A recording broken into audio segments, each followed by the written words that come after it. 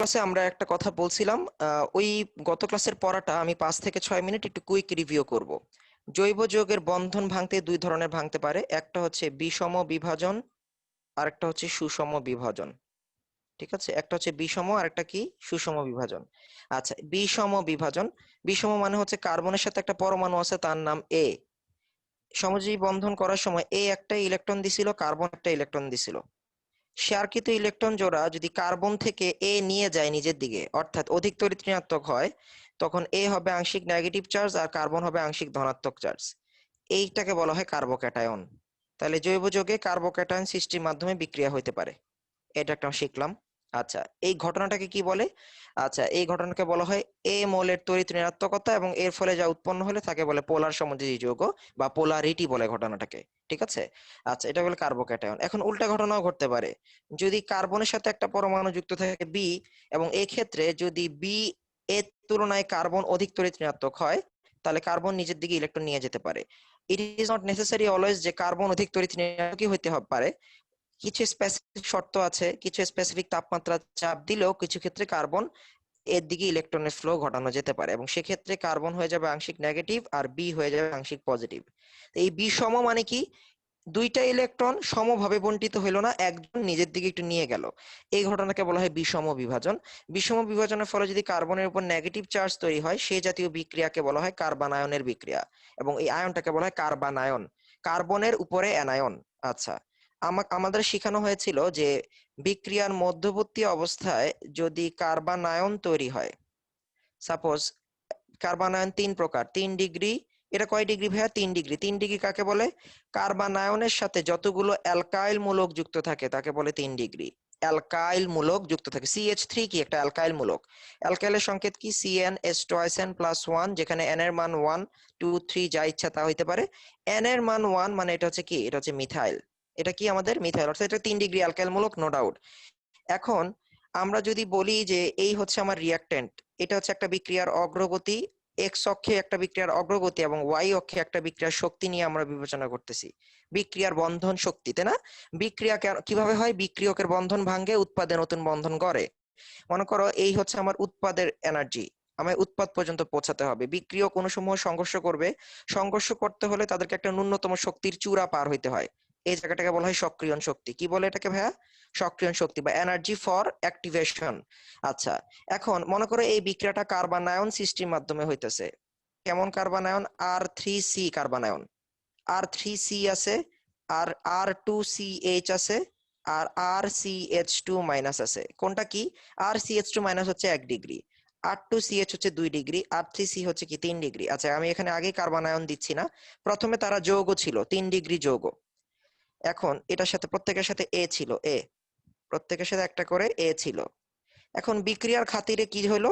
বিক্রিয়ার খাতিরে এ হচ্ছে বন্ধন ভেঙে যেতে চাইতেছে। এর বন্ধন যদি ভেঙে যায়, তাহলে এই জায়গায় মধ্যবর্তী আয়ন হিসেবে, মাঝপথে মধ্যবর্তী আয়ন হিসেবে কার্বন আয়ন তৈরি হবে। কার্বন আয়ন মানে কি? চারপাশে 3 দিকে 3টা মিথাইল মূলক বা অ্যালকাইল মূলক। ওকে, এখন আমি বলছিলাম কার্বন আয়নের স্থিতিশীলতার ক্রম। স্থিতিশীলতার ক্রম বলতে আমরা এটাই বুঝাইছি, মিথাইল মূলক তার পার্শ্ববর্তী নিউক্লিয়াসের দিকে ইলেকট্রন ঘনত্ব ঠেলে দিতে পারে। মিথাইল মূলক কি? একটা ইলেকট্রন ত্যাগী মূলক, অনেক বড় বড় বাল্কি মূলক। বাল্কি মানে কি? মোটা তাজা মূলক, সাইজে বড়। এখন কার্বন আয়নের আশপাশে তো হাইড্রোজেনও থাকতে পারতো, পারতো না? হাইড্রোজেন থাকলে, হাইড্রোজেন কিন্তু ইলেকট্রন ত্যাগী কোনো মূলক না, ওর নিজেরই কিছু নাই, ও আর কি ইলেকট্রন ত্যাগ করবে? বাট মিথাইল, তার অরিজিনাল ভার্সন ছিল মিথেন। মিথেন থেকে হাইড্রোজেন ইলেকট্রন রেখে চলে যাওয়ার পরে যা থাকে তাকে বলে মিথাইল। তাহলে অ্যালকাইল মূলক পার্শ্ববর্তী নিউক্লিয়াসের দিকে ইলেকট্রন ঘনত্ব পুশ করতে পারে। এই সিগমা বন্ধনের মধ্যে দিয়ে ইলেকট্রন ঘনত্ব পুশ করাকে বলা হয় ইন্ডাকটিভ ইফেক্ট। তাহলে আশপাশে অ্যালকাইল মূলকের সংখ্যা যত বাড়বে, ইন্ডাকটিভ ইফেক্ট তত বাড়বে। এখন এত ইলেকট্রন যদি পুশ করে, তাহলে কার্বনের যে নেগেটিভ চার্জ, এই নেগেটিভ চার্জের সাথে বিকর্ষণ হইতে হইতে এমন একটা কেলেঙ্কারি ঘটে গেল। কি কেলেঙ্কারি? প্রত্যেকটা কার্বন কার্বন বন্ধন যদি মাঝপথে ভেঙে যায়, আমরা কখনোই উৎপাদে পৌঁছাতে পারবো না। আমি উদাহরণটা এভাবে দিছিলাম, উৎপাদটা হচ্ছে আমাদের পাহাড়ের ওই পাশের একটা গ্রাম, আর আমরা হচ্ছে সবাই টুরিস্ট। রিয়াক্ট্যান্টরা হচ্ছে টুরিস্ট। টুরিস্টকে উৎপাদের ওই গ্রামে যেতে হলে মাঝখানের এই পাহাড়টা পার হইতে হবে। ওই পাহাড়ে উঠতে উঠতে 3 জনের ঠ্যাং ভাঙছে, তা লাভ আছে? আর কোনো লাভ নাই, উৎপাদ পর্যন্ত পৌঁছাতে পারবো না। অর্থাৎ মধ্যবর্তী আয়ন যত বেশি স্থিতিশীল হবে, উৎপাদ পরিণত হওয়ার সম্ভাবনা তত বেশি হবে। এই কথাটা রিভিউ এর কারণে করছি, আজকের ক্লাসে স্টুডেন্টরা আবার এটা ভুলে যেত, আমি জানি, এ কারণে আবার মনে করে দিছি। ঠিক আছে, মধ্যবর্তী আয়ন যত বেশি স্থিতিশীল হবে উৎপাদ তৈরির সম্ভাবনা তত বেশি থাকবে। ক্লিয়ার ব্যাপারটা? আচ্ছা, তাহলে 3 ডিগ্রি কার্বন আয়নের স্থিতিশীলতা সবচেয়ে কম, এরপরে 2 ডিগ্রি কার্বন আয়ন, এরপরে 1 ডিগ্রি কার্বন আয়ন, তাহলে স্থিতিশীলতা সবচেয়ে বেশি কার? CH3 মিথাইল কার্বন আয়নের স্থিতিশীলতা সবচেয়ে বেশি। কার্বন আয়নের যেটা স্থিতিশীলতা নিশ্চয়ই কার্বোক্যাটায়নের তার উল্টা হবে। কার্বনের কাছে যদি পজিটিভ চার্জ থাকে এবং আশপাশ থেকে যদি ইলেকট্রন ঘনত্ব দিতে পারে এমন নিউক্লিয়াস থাকে, তাহলে আলটিমেটলি এটার প্রশমিত হওয়ার সুযোগ থাকবে এবং এই স্থিতিশীলতা প্রাপ্ত হবে। এটাকে বলা হয় চার্জের স্থিতিশীলতা বা জ্যামিতিক স্থিতিশীলতা, যেটাই বলো না কেন, বা বন্ধন শক্তির স্থিতিশীলতা। সব যে কোনো কমেন্টই এখানে বলা যেতে পারে। তাহলে 321, 3 ডিগ্রি, 2 ডিগ্রি, 1 ডিগ্রি, এটা হচ্ছে কার্বোক্যাটায়নের স্থিতিশীলতার ক্রম। 123, 1 ডিগ্রি, 2 ডিগ্রি, 3 ডিগ্রি, এটা হচ্ছে কার্বন আয়নের স্থিতিশীলতার ক্রম।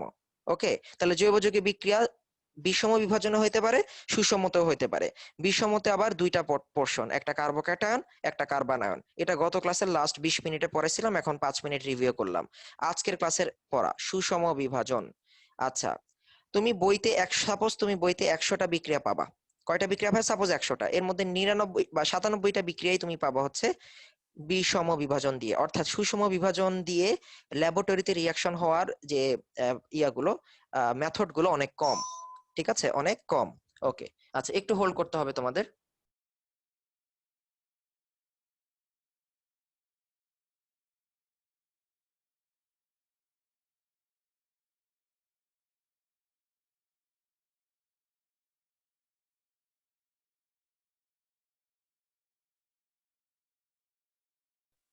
ওকে, আমি আশা করি আমার কথা স্পষ্ট শোনা যাচ্ছে।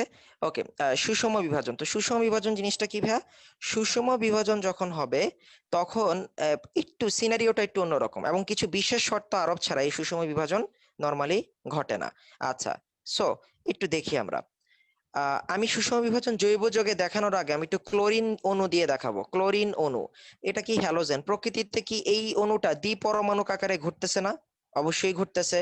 আচ্ছা, এখন এই প্রকৃতিতে methane gas, carbon die oxide gas, oxygen, ozone, অনেক কিছুই কি ঘটতেছে। আচ্ছা, তো মনে করো আমাদের নেচারে কি হয় যে সূর্য রশ্মির কাছে যখন স্ট্র্যাটোস্ফিয়ার মানে লেভেলে যখন এই গ্যাসগুলো ঘুরতে থাকে, সূর্য রশ্মির শক্তিটা হচ্ছে সুষম বন্টিত শক্তি, সুষম বন্টন। এত বড় বায়ুমণ্ডল, এত বড় একটা সূর্য, কনস্ট্যান্ট ফোটন কণা আসতেছে, তাই না? ফোটন প্যাকেট আকারে শক্তি আসতেছে, E = H nu. Max Planck কি বলছে? এনার্জি কি কোয়ান্টাইজাইজড, খুব সুন্দর করে কোয়ান্টাম আকারে এনার্জিটা সে প্রোভাইড হচ্ছে সূর্য থেকে, সকল শক্তির আধার সূর্য। আচ্ছা, এখন এই ধরনের ক্ষেত্রে সুষম বন্টিত শক্তি যদি ম্যানেজ করা যায়, তখন এদের মধ্যে মিউচুয়াল আন্ডারস্ট্যান্ডিং এ বন্ডটা ভাঙতে পারে। অর্থাৎ এখানে দুইটা ইলেকট্রন আছে, একজন বলে ভাই আমার ইলেকট্রন আমি নিই, তোমার ইলেকট্রন তুমি নাও। ঠিক আছে, অর্থাৎ একটা অণু থেকে ইনস্ট্যান্ট একটা বন্ধন ভাঙতে পারে। এই যে উপরে একটা ডট দিলাম না, লাল রঙের একটা ডট, এটাকে বলা হয় অযুগ্ম ইলেকট্রনধারী একটা মূলক, যার নাম হচ্ছে ফ্রি রেডিকেল। বলে ভাই ফ্রি কেন? এটা কি ওই দুইটি কিনলে একটি ফ্রি এমন কিছু না। ফ্রি মানে এতদিন জেলখানায় ছিলাম, মানে বন্দি ছিলাম আর একটা ক্লোরিনের সাথে, বন্ধন থেকে মুক্ত হলাম। ফ্রি রেডিকেল মানে কি? মুক্তমূলক, বাংলায় বলে মুক্তমূলক। ঠিক আছে, ওকে, তাহলে দুইটা ফ্রি রেডিকেল তৈরি হইতেছে বা দুইটা ক্লোরিন ফ্রি রেডিকেল তৈরি হইতে পারে। তাহলে একটা অণুর যদি সুষম ভাঙ্গন হয়, আই রিপিট, একটি অণুর যদি সুষম ভাঙ্গন হয় উপযুক্ত শর্ত আরোপের ফলে, তাহলে আমরা একটা মূলক পাই, তার নাম হচ্ছে ফ্রি রেডিকেল। এখন এই ফ্রি রেডিকেল থাকবে কতক্ষণ? বেশি না ভাইয়া, 10^9 সেকেন্ড। এরকম কিছু তো আসলে সম্ভব না। সম্ভব? একটা ক্লোরিন উপরে একটা ইলেকট্রন ভাসতেছে, এমনি কি হয়? হয় না, কারণ ক্লোরিন তার শেষ কক্ষপথের অযুগ্ম ইলেকট্রন তো বন্ধনের জন্যই দিছিল। বন্ধন থেকে ভেঙে মাত্রই ইলেকট্রনটা আলাদা হলে এ ধরনের একটা অবস্থা মাত্র 10^9 সেকেন্ডের মতো স্থিতিশীল, অর্থাৎ ভাঙতে ভাঙতেই শেষ। এর অর্থ ফ্রি রেডিকেল খুবই সক্রিয় একটা জিনিস। এটা যদি কোনোভাবে তৈরি হয়, র্যাপিড রিয়াকশন করে একেবারে মানে কি বলে সবকিছুকে শোয়ায় ফেলবে, মানে এরকম রিয়াকশন হবে। ওকে, আমি তোমাকে একটু বলি। সেটা হচ্ছে ক্লোরিন বিভিন্ন জীবাণুনাশক হিসেবে ডেটলে, তারপরে ব্লিচিং পাউডারে প্রচুর ব্যবহৃত হয়। আচ্ছা, তারপর আমাদের অ্যারোসল, তারপরে ফ্রিজের মধ্যে ব্যবহৃত হয়, ফ্রিজের পিছনে ঠান্ডাকারক পদার্থ হিসেবে। তো আমাদের যে ওজোন লেয়ার আছে, তোমরা শুনছো যে বায়ুমণ্ডলের ওজোন, ওজোন কি ক্ষতিকারক? ওজোন হচ্ছে একটা ভারী গ্যাস। অক্সিজেন অক্সিজেন অক্সিজেন, এটাকে বলে ওজোন। তো সূর্যরশ্মির যে ক্ষতিকারক আল্ট্রাভায়োলেট রশ্মি আছে, আল্ট্রাভায়োলেট রশ্মিটা এবং আরো কিছু ক্ষতিকারক গামা রে বা অন্য কিছু রে আছে, যেগুলোকে কি করতে পারে, ওজোনটা ছাকতে পারে, ওজোনের লেয়ারটা ছাকতে পারে, ছেকে দেয়। ছাকা দেখেই সূর্যরশ্মির পজিটিভ এনার্জি গুলো আমরা পাই, আর নেগেটিভ যে কণাগুলো যেগুলো ক্যান্সার তৈরি করতে পারে বা ছিদ্র করে দিতে পারে শরীরে, সেগুলো ছেকে দেয়। এখন এই ক্লোরিন যদি সূর্যরশ্মির কাছে ফ্রি রেডিকেল তৈরি করে ফেলতে পারে, এই ফ্রি রেডিকেল এতটা অস্থিতিশীল, সাথে সাথে চেষ্টা করবে কি জানো, সাথে সাথে চেষ্টা করবে এই পার্শ্ববর্তী কোনো একটা গ্যাসকে আক্রমণ করতে। সে এরকম ইলেকট্রন দিয়ে আক্রমণ করে। অক্সিজেনও ভাবে ঠিক আছে আমিও আসলে বের হয়ে যাই এখান থেকে, তখন দেখা যায় যে অক্সিজেন গ্যাস আলাদা হয়ে যায়, আর এই অক্সিজেনটাকে ক্লোরিন নিয়ে যেতে পারে ভেঙে। অর্থাৎ আমরা ওজোন স্তর ধ্বংসের জন্য এই ফ্রি রেডিকেল বিক্রিয়াই দায়ী। ওকে, এটা যদিও জৈব যৌগের সাথে মানে কানেক্টেড না ওইভাবে, বাট আমি এটাকে এক্সট্রা পড়াইলাম জিনিসটা। এখন আমি পড়াবো জৈব যৌগের ক্ষেত্রে জিনিসটা কিভাবে ঘটে। মিথেন অণু আছে না, মিথেন অণু তোমার প্রাকৃতিক গ্যাস আকারে পাওয়া যাচ্ছে। হ্যাঁ, আমাদের মাটির নিচে পাওয়া যাচ্ছে, বিভিন্ন প্রাকৃতিক গ্যাস ক্ষেত্রে পাওয়া যাচ্ছে। এখন এই কার্বন হাইড্রোজেন, হাইড্রোজেন একটা ছোট পরমাণু, কার্বন হাইড্রোজেন এই বন্ধনটা, এটা মোটামুটি অল্প এনার্জিতে আমরা চাইলে কি ভাঙতে পারবো, তাই তো? তো এই কার্বন হাইড্রোজেন বন্ধন যেটা, এখানের মধ্যে যদি এমন হয় যে উপযুক্ত শর্ত যদি আরোপ করা হয়, সাপোজ ক্লোরিন আসলো তার সাথে বিক্রিয়া করতে, এখন সূর্য রশ্মিতে একটা বিক্রিয়া হবে সূর্য রশ্মির কাছাকাছি, ক্লোরিন কি করলো, নিজের ইলেকট্রন নিল, নিজের ইলেকট্রন নিয়ে গেল, কি তৈরি করলো, ক্লোরিন ফ্রি রেডিকেল তৈরি করলো দুইটা। কয়টা তৈরি করলো, দুইটা। এই ক্লোরিন ফ্রি রেডিকেল ইমিডিয়েট আর কাউকে পাইতেছে না, সাপোজ আশেপাশে কাউকে পাইতেছে না, সে একটা ক্লোরিন ফ্রি রেডিকেল গিয়ে এই হাইড্রোজেনকে আঘাত করলো, ভাবলো হাইড্রোজেনকে আঘাত করা তো সহজ। হাইড্রোজেন ভাবলো যে অনেকদিন তো কার্বনের সাথে বন্ডে ছিলাম, ক্লোরিনের তড়িৎ ঋণাত্মকতা তো একটু ভালো, তাহলে ওর কাছে চলে যাই। কি করবে, কার্বন, হাইড্রোজেন নিচের দিকে একটা ইলেকট্রন টান দিবে বন্ধনের, তাহলে বাকি ইলেকট্রনটা কার কাছে চলে যাবে, কার্বনের কাছে চলে যাবে। এই দুইজনের মধ্যে কি ঘটনা ঘটে গেল বলো দেখি। একটু আগেও মিথেন এবং ক্লোরিন আলাদা দুইটা অস্তিত্বের জিনিস ছিল, মাত্রই তারা একটা নতুন জিনিস তৈরি করে ফেললো, সেটা হচ্ছে এই CH3 এই জগৎ থেকে আলাদা হয়ে গেল, সে হয়ে গেল CH3 ডট, মানে কি, মিথাইল ফ্রি রেডিক্যাল। আর ওইখানে chlorine free radical and hydrogen free radical মিলে কি হয়ে গেল, HCl। একজন অণু হয়ে গেল, আর একজন আবার ফ্রি রেডিক্যাল হয়ে গেল। তার মানে কি, ফ্রি রেডিক্যালের একটা বদ অভ্যাস আছে, সে হচ্ছে এক রিয়াকশন থেকে আরেক রিয়াকশন, এক রিয়াকশন থেকে আরেক রিয়াকশন চেইন আকারে চলতেই থাকে। চেইন স্মোকার আছে না, সিগারেট একটা ধরছে ছাড়ছে, আরেকটা ধরছে আবার ছাড়ছে। অর্থাৎ ফ্রি রেডিক্যাল হচ্ছে চেইন স্মোকারদের মতো চেইন রিয়াকশন ঘটতে থাকে, বিক্রিয়া খুব র্যাপিড সে ঘটায় ফেলতে পারে। ফ্রি রেডিকেল এটা একটা বৈশিষ্ট্য। তাহলে আমরা এখন কি পড়তেছি, আমরা জৈব যৌগের সুষম বিভাজন পড়লাম। সুষম বিভাজন মানে ভাই তোমার ইলেকট্রন তুমি নাও, আমার ইলেকট্রন আমি নিই। বিষম মানে কি, আমি বন্ধনের ইলেকট্রন নিজের দিকে টেনে নিলাম, আমি নেগেটিভ চার্জ হয়ে গেলাম, তোমাকে পুরোপুরি পজিটিভ বানাই দিয়ে চলে গেলাম। ঠিক আছে, এই হচ্ছে জৈব যৌগের দুই ধরনের বিক্রিয়া। যেহেতু ল্যাবরেটরিতে আমরা সূর্য রশ্মি দিয়ে এ ধরনের রিস্কি বিক্রিয়া করব না, এটা কিন্তু রিস্ক অনেক ভাই, বিস্ফোরণ ঘটে যেতে পারে, এই ধরনের রিস্কি বিক্রিয়া করি না, এই জন্য আমরা সকল বিক্রিয়া কার্বোক্যাটায়ন এবং কার্বন আয়ন প্রসেসের চেষ্টা করি, ফ্রি রেডিক্যাল প্রসেসটা আমরা অ্যাভয়েড করার চেষ্টা করি। ঠিক আছে, আরেকটা ব্যাপার বলে রাখি, এই যে এতক্ষণ আমি কথা বললাম, 1 মিলিয়ন থেকে 2 মিলিয়ন রিয়াকশন হয়ে গেছে তোমার চোখের সামনে, আমি তুমি দেখতেছি না। তোমাদের বাসার লাইটটা আছে না, সূর্যরশ্মি লাগবে না, বাসার লাইটের যে এইচ নিও, এই ফোটন দিয়েও অনেক রিয়াকশন চোখের সামনে হয়ে গেছে। এতক্ষণ বলতে বলতে অনেক অক্সিজেন ওর ও ডট হয়ে গেছে, অনেক Cl2 Cl ডট হয়ে গেছে। অর্থাৎ ফ্রি রেডিক্যাল সারাদিন আমাদের চোখের সামনে চলতেই থাকে রিয়াকশন, কিন্তু আমরা দেখি না। ক্লিয়ার ব্যাপারটা? ওকে, তাহলে এই হচ্ছে ফ্রি রেডিকেলের হিসাব। এখানে একটা কোটেশন আমাকে বলতে হবে, সুষম বিভাজন। তাহলে স্বাভাবিকভাবে আমাকে জ্ঞানমূলকের প্রশ্ন যদি লিখতে হয় সুষম বিভাজন কাকে বলে, কি লিখবো আমরা, আমরা এভাবে লিখতে পারি, এভাবে দিতে পারো, জৈব যৌগের, সরি সুষম বিভাজন বলতেছি, ফ্রি রেডিকেল কাকে বলে, জৈব যৌগের সুষম বিভাজনের ফলে সৃষ্ট অযুগ্ম ইলেকট্রনধারী মূলককে ফ্রি রেডিকেল বলে। জৈব যৌগের সুষম বিভাজনের ফলে সৃষ্ট অযুগ্ম ইলেকট্রনধারী মূলককে ফ্রি রেডিক্যাল বলে, ফ্রি রেডিক্যাল মুক্ত মূলক। ফ্রি রেডিক্যাল সমূহ অস্থায়ী হয়, ফ্রি রেডিক্যাল সমূহ চেইন বিক্রিয়ায় অংশগ্রহণ করতে পারে উপযুক্ত শর্ত আরোপ করলে। ঠিক আছে, এই তিনটা বৈশিষ্ট্য লিখে দিবা। এটা অনুধাবনে আসে, ফ্রি রেডিক্যাল কি বৈশিষ্ট্য লিখো, বা ফ্রি রেডিক্যালের বৈশিষ্ট্য কি, বা সুষম বিভাজনের ফলে কি ঘটে, সব প্রশ্নের আনসার সেম। জৈব যৌগের সুষম বিভাজনের ফলে সৃষ্ট অযুগ্ম ইলেকট্রনধারী ইলেকট্রনকে ফ্রি রেডিকেল বলে। ফ্রি রেডিকেল অস্থিতিশীল, ফ্রি রেডিকেল খুব দ্রুত বিক্রিয়া ঘটাতে সক্ষম, ফ্রি রেডিকেল সূর্যরশ্মির উপস্থিতিতে হতে পারে তৈরি হয়, ফ্রি রেডিকেল তোমার হচ্ছে কি চেইন বিক্রিয়া ঘটাতে পারে। ঠিক আছে। আচ্ছা, এখানে তীর চিহ্নের একটা ব্যাপার আছে ভাইয়া। আমি যখন তোমাকে কার্বানায়ন বা কার্বাকাটায়ন দেখাইছিলাম, তোমাকে এইভাবে দেখাইছি না? এটা কি ডাবল অ্যারো, মানে অরিজিনাল অ্যারো এটাই বোঝায় না? আর যদি ফ্রি রেডিকেল দেখাইতে হয়, অ্যারোর একটা মাথা ভেঙে দিতে হবে। আমি কি মাথাটা পূর্ণাঙ্গ করছি নাকি দেখো দেখি, আমি কেমন করছি? না, আমি ভেঙে দিছি মাথাটা। অর্ধেক মাথা ভেঙে দেওয়া মানে হচ্ছে এটা ফ্রি রেডিকেল। তাহলে জৈব রসায়নে কোনো বিক্রিয়া পড়ার সময় বইতে যদি এরকম দেখো, তুমি বুঝবে এটা কি রিয়াকশন, সুষম বিভাজনের রিয়াকশন। মনে থাকবে, মাথাটা অর্ধেক ভেঙে দিতে হবে। কিছু কিছু বই এই জিনিসটা খেয়াল করে না যদিও, বাট মানে মোটামুটি সঞ্জিত কুমার ঘোষ স্যারের বই খুব সুন্দর এই জিনিসটা খেয়াল রাখছে তারা, এরোগুলা ঠিক আছে। ওকে, এখন তুমি কেমনে চিনবা, তোমাকে এখন কিছু ট্রিক্স ভাইয়া শিখাবো। পুরো বইতে যেহেতু মাত্র 3-4টা বিক্রিয়ায় ফ্রি রেডিকেল দিয়ে হয় বা সুষম বিভাজন দিয়ে হয়, তুমি এইচ নিউ বা ইউভি, হাইড্রোজেন পার অক্সাইড আর অ্যালকাইল পার অক্সাইড, এই 3টা বস্তুর যে কোনো একটা জিনিস যদি প্রশ্নে দেখতে পারো বা উদ্দীপকে দেখতে পারো, তুমি বুঝে ফেলবা বিক্রিয়াটা ফ্রি রেডিকেল। আই রিপিট, আমরা 150-200 বিক্রিয়া পড়বো, এত বিক্রিয়ার মধ্যে কার্বোক্যাটায়ন কার্বানায়ন আলাদা মনে রাখা কঠিন হয়ে যাবে।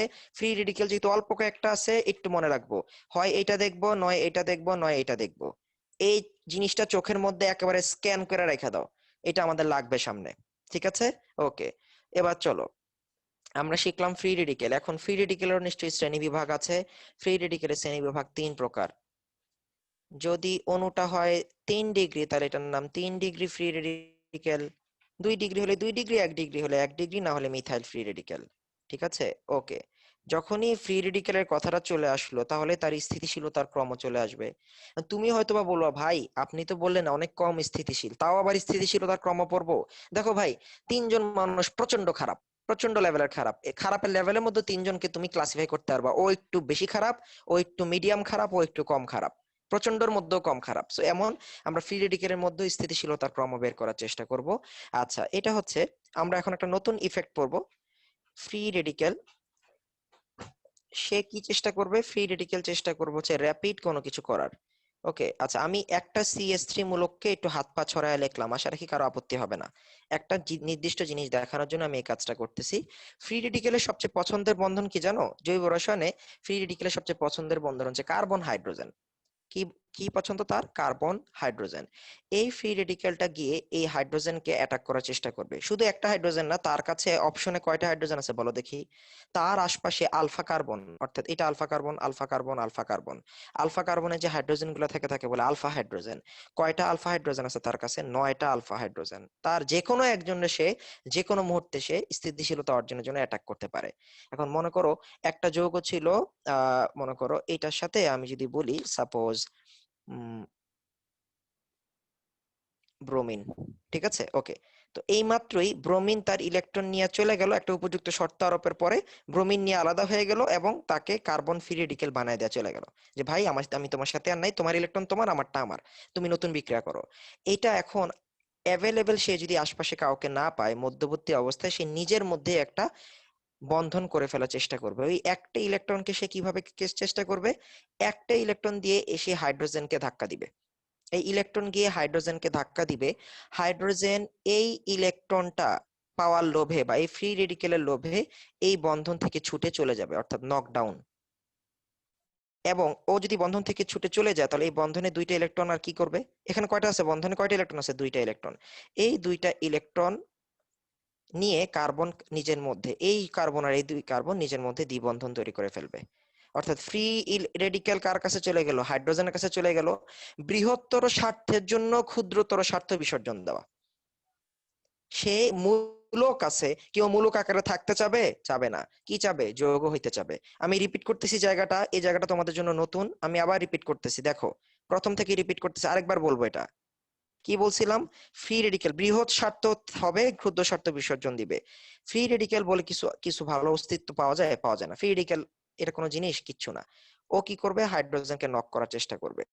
হাইড্রোজেনকে নক করাটা ইজি, হাইড্রোজেনকে নক করলে হাইড্রোজেন যদি এখান থেকে এলিমিনেট হয়, এই ইলেকট্রন নিয়ে চলে যায়, এই বন্ধনটা দ্বিবন্ধনে পরিণত হতে পারবে।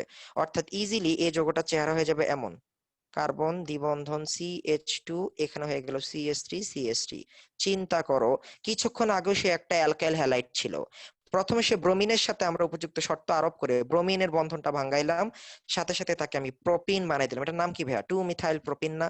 সবাই জানে এটা, এটার নাম কি? এটার নাম হচ্ছে 1 2 3 2 মিথাইল প্রোপিন। কারো ডাউট আছে এটাতে? কোনো ডাউট নাই। ফ্রি রেডিকেল ইজিলি দ্বিবন্ধনে তৈরি হয়ে গেল, তাই না? আচ্ছা, এই ঘটনাটার নাম হচ্ছে হাইপার কনজুগেশন। কি নাম ভাইয়া?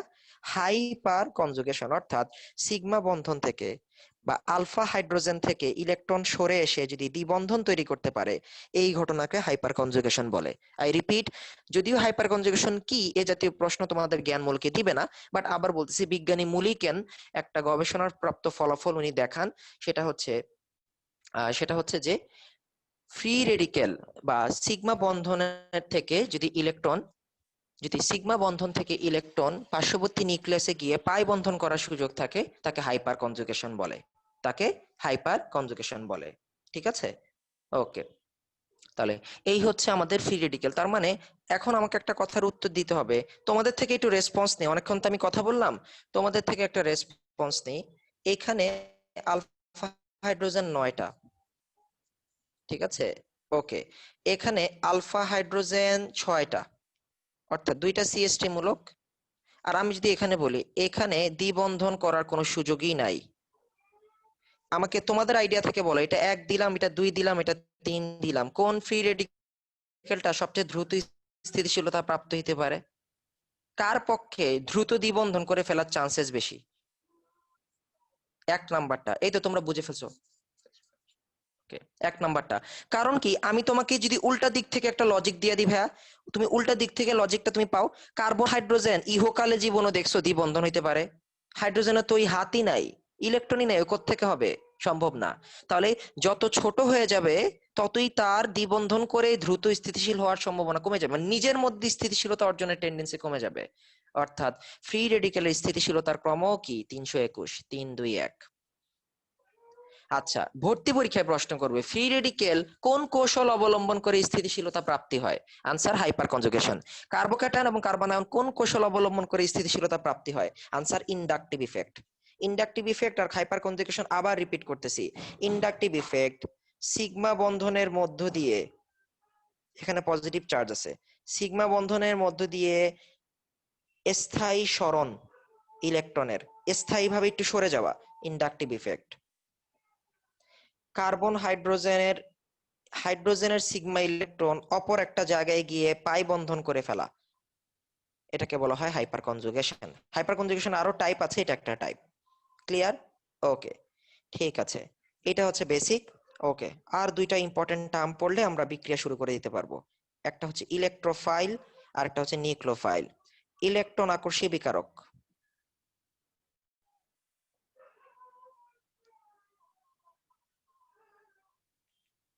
ইলেকট্রন আকর্ষী বিকারক। ভাইয়া বিকারক কি? আচ্ছা, বিশেষ ধরনের বিক্রিয়ক, বিশেষ ধরনের বিক্রিয়ক, অর্থাৎ স্পেসিফিক রিঅ্যাক্ট্যান্ট ইজ কল্ড রিঅ্যাজেন্ট। আচ্ছা, ইলেকট্রন আকর্ষী, যার ইলেকট্রন পছন্দ। ইলেকট্রন আকর্ষী বিকারকের সংজ্ঞা কি হওয়া উচিত? যে নিজেই ধনাত্মক চার্জ বিশিষ্ট, হয় সে নিজে ধনাত্মক চার্জ বিশিষ্ট, অথবা অথবা যার ইলেকট্রনের ঘাটতি আছে। তাহলে একটা সংজ্ঞা লিখে ফেলি আমরা: যে সকল বিকারক ধনাত্মক চার্জ বিশিষ্ট কিংবা অষ্টক অপূর্ণ বা ইলেকট্রনের ঘাটতি আছে, তাদেরকে ইলেকট্রন আকর্ষী বিকারক বলে। আই রিপিট, যে সকল বিকারক ধনাত্মক চার্জ বিশিষ্ট, যে সকল পরমাণু, অণু বা আয়ন বা মূলক ধনাত্মক চার্জ বিশিষ্ট এবং যার ইলেকট্রনের ঘাটতি আছে, অথবা যার ইলেকট্রনের ঘাটতি আছে, তাদেরকে ইলেকট্রন আকর্ষী বিকারক বলে। আচ্ছা, তাহলে চলো ফার্স্টে ধনাত্মক গুলো ফাইন্ড আউট করি। নিচের কোনটি ধনাত্মক? ইলেকট্রোফাইল। আচ্ছা, ইলেকট্রোফাইলকে E+ দ্বারা প্রকাশ করা হয় ভাই, এটা একটা সংক্ষিপ্ত রূপ। কোন একটা বিক্রিয়ায় E+ লিখে দেওয়া মানে ইলেকট্রোফাইল ব্যবহৃত হইতেছে। আচ্ছা, সকল কার্বোক্যাটায়ন এই ক্যাটাগরির মধ্যে পড়ে। C+, যে পৃথিবীতে যত কার্বোক্যাটায়ন পাওয়া যায় সবাই ধনাত্মক ইলেকট্রোফাইল। প্রোটন এই ক্যাটাগরির মধ্যে পড়ে। হাইড্রোনিয়াম আয়ন এই ক্যাটাগরির মধ্যে পারে। NO2+ নাইট্রোনিয়াম আয়ন এই ক্যাটাগরির মধ্যে পারে। এই ক্যাটাগরির মধ্যে কয়েকটা কমন এক্সাম্পল আছে, proton, hydronium ion, carbon plus মানে কার্বোক্যাটায়ন, NO2+, সবাই কি ধনাত্মক ইলেকট্রোফাইল। আচ্ছা, কেউ একটা প্রশ্ন করছে, প্রশ্নটা নিতে হবে। ওকে, আচ্ছা, এরপর হচ্ছে প্রসম ইলেকট্রোফাইল। 2 নাম্বার হচ্ছে কি প্রসম ইলেকট্রোফাইল। আচ্ছা, এই এমসিকিউটা প্রত্যেক বছর একটা করে আসে, ডাবল স্টার দিলাম। নিচের কোনটি প্রসম ইলেকট্রোফাইল, প্রত্যেক বছর একবার আসবে। ঠিক আছে, ওকে। আমার সাথে অধ্যায় 4 পড়ছো অনেকে, রাসায়নিক পরিবর্তন, তাই না? আচ্ছা, এখন এই কনসেপ্ট একটু কাজে লাগবে, অম্ল ক্ষারের একটা কনসেপ্ট কাজে লাগবে। প্রসম ইলেকট্রোফাইল মানে যার নিজের কোনো আলাদা চার্জ নাই, সে একটা অণু, তা কিন্তু তারপর তার ইলেকট্রন দরকার। আচ্ছা, অণু তারপর ইলেকট্রন দরকার, কাদের ইলেকট্রন দরকার বলো দেখি? কারা কারা ইলেকট্রন চায়? এক কথায় বলতে পারবা যে কোনো একজন, যে ভাই একজনের নাম বলে দাও, ইলেকট্রন কারা চায়? এমন পদার্থ যে এক জোড়া ইলেকট্রন গ্রহণে সক্ষম, এমন পদার্থকে কি বলে? এমন পদার্থ যে এক জোড়া ইলেকট্রন গ্রহণে সক্ষম, কি নাম এ ধরনের পদার্থের?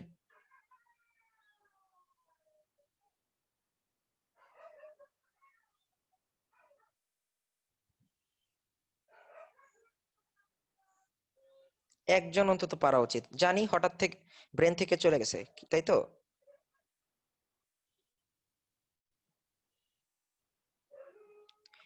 লুইসের অ্যাসিড, লুইসের অ্যাসিড ভুলে গেলি রে বাবা, লুইসের অ্যাসিড এমনি ভুললে হবে? আচ্ছা ঠিক আছে, লুইসের অ্যাসিড এখন সবার মনে পড়ছে? লজ্জা লাগতেছে না এখন একটু একটু? আয় হ্যাঁ, কি কি ভুল করলাম? আচ্ছা সমস্যা নেই, ভুল হইতেই পারে, অর্গানিক পড়ার সময় এটা অনেক সময় ইয়ে হয়ে যায়। লুইসের অ্যাসিড, এখন লুইসের অ্যাসিডের সম্পূর্ণ ইতিহাস তোমাদের জানা আছে? কে লুইসের অ্যাসিড, কোশ্চেন এখন, হু ইজ দ্য লুইসের অ্যাসিড, তাই না? আচ্ছা, এই লুইসের অ্যাসিড কে আসলে? এক নাম্বার, যে অষ্টক অপূর্ণ, যে কি অষ্টক অপূর্ণ। আচ্ছা, প্রশ্ন করতে হবে কারা অষ্টক অপূর্ণ? গ্রুপ 13 এর হ্যালাইট, গ্রুপ 13 এর halide, boron trichloride, aluminium trichloride, germanium trichloride, এরা সবাই কি? এরা অষ্টক অপূর্ণ। যারা ভাই অধ্যায় 4-এর এই কনসেপ্ট গুলো একটু ক্লিয়ার না, আমি তাদের উদ্দেশ্যে বলতেছি, এই হচ্ছে অ্যালুমিনিয়াম ক্লোরাইড ভাইয়া, সে কি যৌগ গঠন করে নাই? করছে তো, সে খুশি না যৌগ গঠন করে? সে খুশি। আচ্ছা, সে যৌগ গঠন করছে কিন্তু এখনো খুশি না ভাইয়া, একদমই খুশি না, কারণ তার শেষ কক্ষপথে কয়টা ইলেকট্রন পাচ্ছে সে? এই যে দেখো, 6টা ইলেকট্রন। আরো যদি এক জোড়া ইলেকট্রন পাইতো তাহলে অনেক ভালো হতো। তাহলে এক জোড়া ইলেকট্রন চায় এমন সকল বস্তুকে আমরা কি বলি? লুইসের অ্যাসিড বলি। এক জোড়া ইলেকট্রন চায় এমন সকল বস্তুকে কি বলি আমরা? লুইসের অ্যাসিড। তাহলে গ্রুপ 13 এর সকল হ্যালাইড এরা লুইসের অ্যাসিডও, এরা ইলেকট্রোফাইলও। ইলেকট্রোফাইলের মধ্যে এরা কোন ক্যাটাগরি, ধনাত্মক নাকি প্রশম? প্রশম। কারণ কি নিজের চার্জ নাই তাও ইলেকট্রন চায়। ঠিক আছে, ওকে। আর ছিল অবস্থান্তর ধাতুর লবণগ্রা। অবস্থান্তর ধাতুর লবণের কথা মনে আছে না ভাইয়া? এরাও লুইসের অ্যাসিড, অর্থাৎ সকল লুইসের অ্যাসিডই প্রশম ইলেকট্রোফিল হিসেবে কাজ করতে পারে। যেমন আয়রন ট্রাইক্লোরাইড, এখানে আয়রন+3, ইলেকট্রন বিন্যাসে আছে কি D5। D5 মানে কি? ডি এর ভেতরে আরো ইলেকট্রন ঢোকানো সম্ভব, সম্ভব।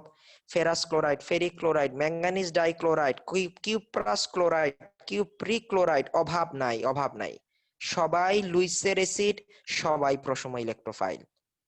এক কথায় মাথার ব্রেনের মধ্যে রেখে দাও, তোমাদের নোট খাতা দেখে দেখে বসায় দিবা, যতগুলা লুইসের অ্যাসিড পাচ্ছ তুমি সবগুলা প্রশম ইলেকট্রোফাইল ক্যাটাগরিতে ঢুকাই দিবা, মনে থাকবে?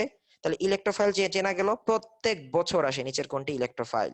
এখন আমি বিভিন্ন বোর্ড কোশ্চেনে দেখলাম স্যাররা অনেক চালাক হয়ে গেছে, স্যাররা এরকম অপশন দেয় Fe3+, নিচের কোনটি ইলেকট্রোফাইল। এখন স্টুডেন্ট দেখে ভাবে কি, আহা এটা তো একটা ক্যাটায়ন, ধাতুর ক্যাটায়ন, সমস্যা নেই ভাই, এটাও ইলেকট্রোফাইল। কারণ কি, সে ইলেকট্রন খাবে তো, Fe3+ মানে কি খাবে না? খাবে তো, খাইলেই হলো। হোক না জৈব বিক্রিয়া, ইলেকট্রন সে খাওয়ার ব্যবস্থা করে দিলেই সে ইলেকট্রোফাইল। ঠিক আছে, যে সকল বিকারক ধনাত্মক চার্জ বিশিষ্ট কিংবা যাদের অষ্টক অপূর্ণ বা ইলেকট্রনের চাহিদা আছে তাদেরকে ইলেকট্রোফাইল বলে। ইলেকট্রোফাইল 2 প্রকার, ধনাত্মক এবং প্রশম। ধনাত্মক মানে সরাসরি ধনাত্মক চার্জ, যৌগমূলকের মতো, অথবা তার লুইসের অ্যাসিডের মতো আচরণ করতে পারে। দ্বিতীয় কথা, নিউক্লিওফাইল।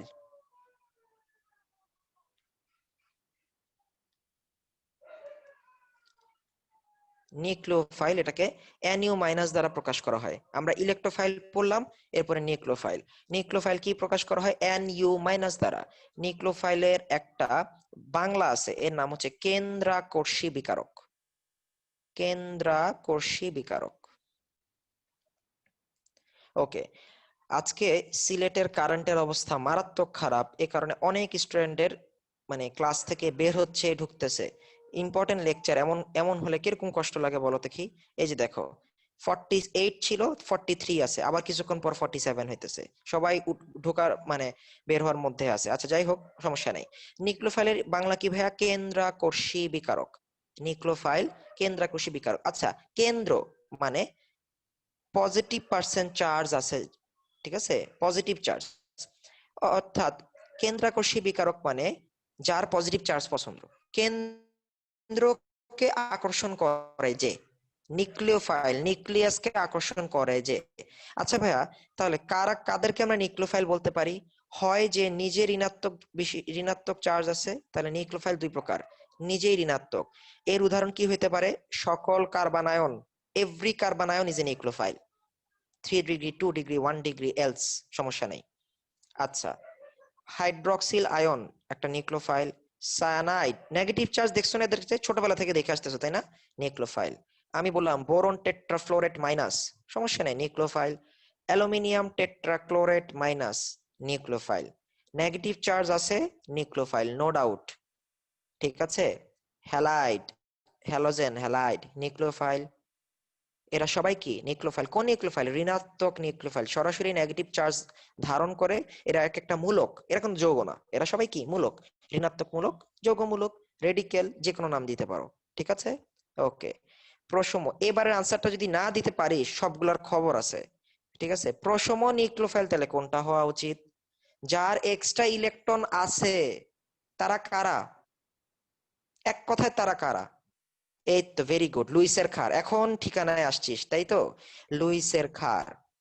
তাহলে লুইসের অ্যাসিড হচ্ছে প্রশম ইলেকট্রোফাইল, তাহলে লুইসের ক্ষাররা কি? সব, লুইসের যত ক্ষার আছে সব প্রশম নিউক্লিওফাইল। এখন তুমি যদি হাজারি স্যার, গুহ স্যারের সকল উদাহরণ মুখস্থ করা শুরু করো, লাভ আছে? কমন পড়বে যে ভাই আমি তো সব মুখস্থ করে রাখছি, না ভাই এমনি কমন হবে না। কনসেপ্টের ঢুকায় রাখো, লুইসের ক্ষার সব প্রশম নিউক্লিওফাইল। লুইসের ক্ষার কারা? যার কেন্দ্রীয় পরমাণুর মুক্তজোড় ইলেকট্রন আছে। কেন্দ্রীয় পরমাণু মুক্তজোড় ইলেকট্রন কেমনে বের করবা? সংকরায়ন দিয়ে বের করে ফেলবা। সবই কনসেপ্ট, ঠিক আছে। মুখস্থ করতে গেলেই ধরা খাবা, বেশি তথ্য মনে রাখতে পারবা না। চলো তাহলে প্রশম নিউক্লিওফাইল। প্রশম নিউক্লিওফাইল বলি, অ্যামোনিয়া, নাইট্রোজেনের কাছে মুক্তজোড় আছে। পানি একটা প্রশম নিউক্লিওফাইল, নো ডাউট। অ্যামোনিয়া না, অ্যামোনিয়ার যত ভাই বোন আছে, অ্যামোনিয়ার ভাইয়ের নাম অ্যামিন, 1 ডিগ্রি অ্যামিন। অ্যামোনিয়ার বড় ভাই 2 ডিগ্রি অ্যামিন। অ্যামোনিয়ার আরো বড় ভাই 3 ডিগ্রি অ্যামিন। সবাই, এরা সবাই প্রশম নিউক্লিওফাইলের মধ্যে পড়ে। শুধু পানি না, অ্যালকোহল, অক্সিজেন আছে, থাইল, এসএস কে কি বলে? থাইল। থাইলের কি আছে? সালফার আছে। অক্সিজেনের কাছে যদি দুইটা মুক্তজোড় থাকে, সালফারের কাছেও দুইটা মুক্তজোড় আছে। কারণ কি, এটা group 16, oxygen, sulphur, selenium, tellurium, polonium, সবগুলা সবগুলা হচ্ছে প্রশম নিউক্লিওফাইলের আন্ডারে পড়বে, মনে থাকবে। তাহলে প্রশম নিউক্লিওফাইল ডান, প্রশম ইলেকট্রোফাইল ডান। ওকে, লুইসের ক্ষার এক কথায় শেষ। আচ্ছা, এখন একটু ওই যে কেমিস্ট্রি সমস্যা আছে, আধা ঘন্টা ঠান্ডা মাথায় কেমিস্ট্রি লাইনে হাঁটা যায় না, 2 বার উষ্টা খাইতে হয়। এবার আমরা একটু হোঁচট খাবো, ব্যতিক্রম, ঠিক আছে। ওকে, আচ্ছা, ব্যতিক্রম বলবো না, রিয়েল লাইফে তোমরা দেখছো, সমস্যা নেই, মানে রিয়েল লাইফ মানে কেমিস্ট্রি বই টইতে দেখছো। দুইটা পরমাণু আছে যারা ইলেকট্রোফাইল এবং নিউক্লিওফাইল উভয় হিসেবে কাজ করতে পারে। প্রয়োজনের তাগিদে তারা ইলেকট্রোফাইল, প্রয়োজনের তাগিদে তারা নিউক্লিওফাইল। তোমাদেরকে আমি একটু হেল্প করি, দেখো ক্লাস 9-10 বইতে একটা কথা লেখা ছিল, লিথিয়াম হাইড্রাইড। এই 9-10 বইতে একটা ছক ছিল জারণ সংখ্যা। লিথিয়াম হাইড্রাইডে হাইড্রোজেনের জারণ সংখ্যা কত বলতে পারবা? ধাতব হাইড্রাইড সমূহে হাইড্রোজেনের জারণ সংখ্যা ইকুয়াল টু হোয়াট?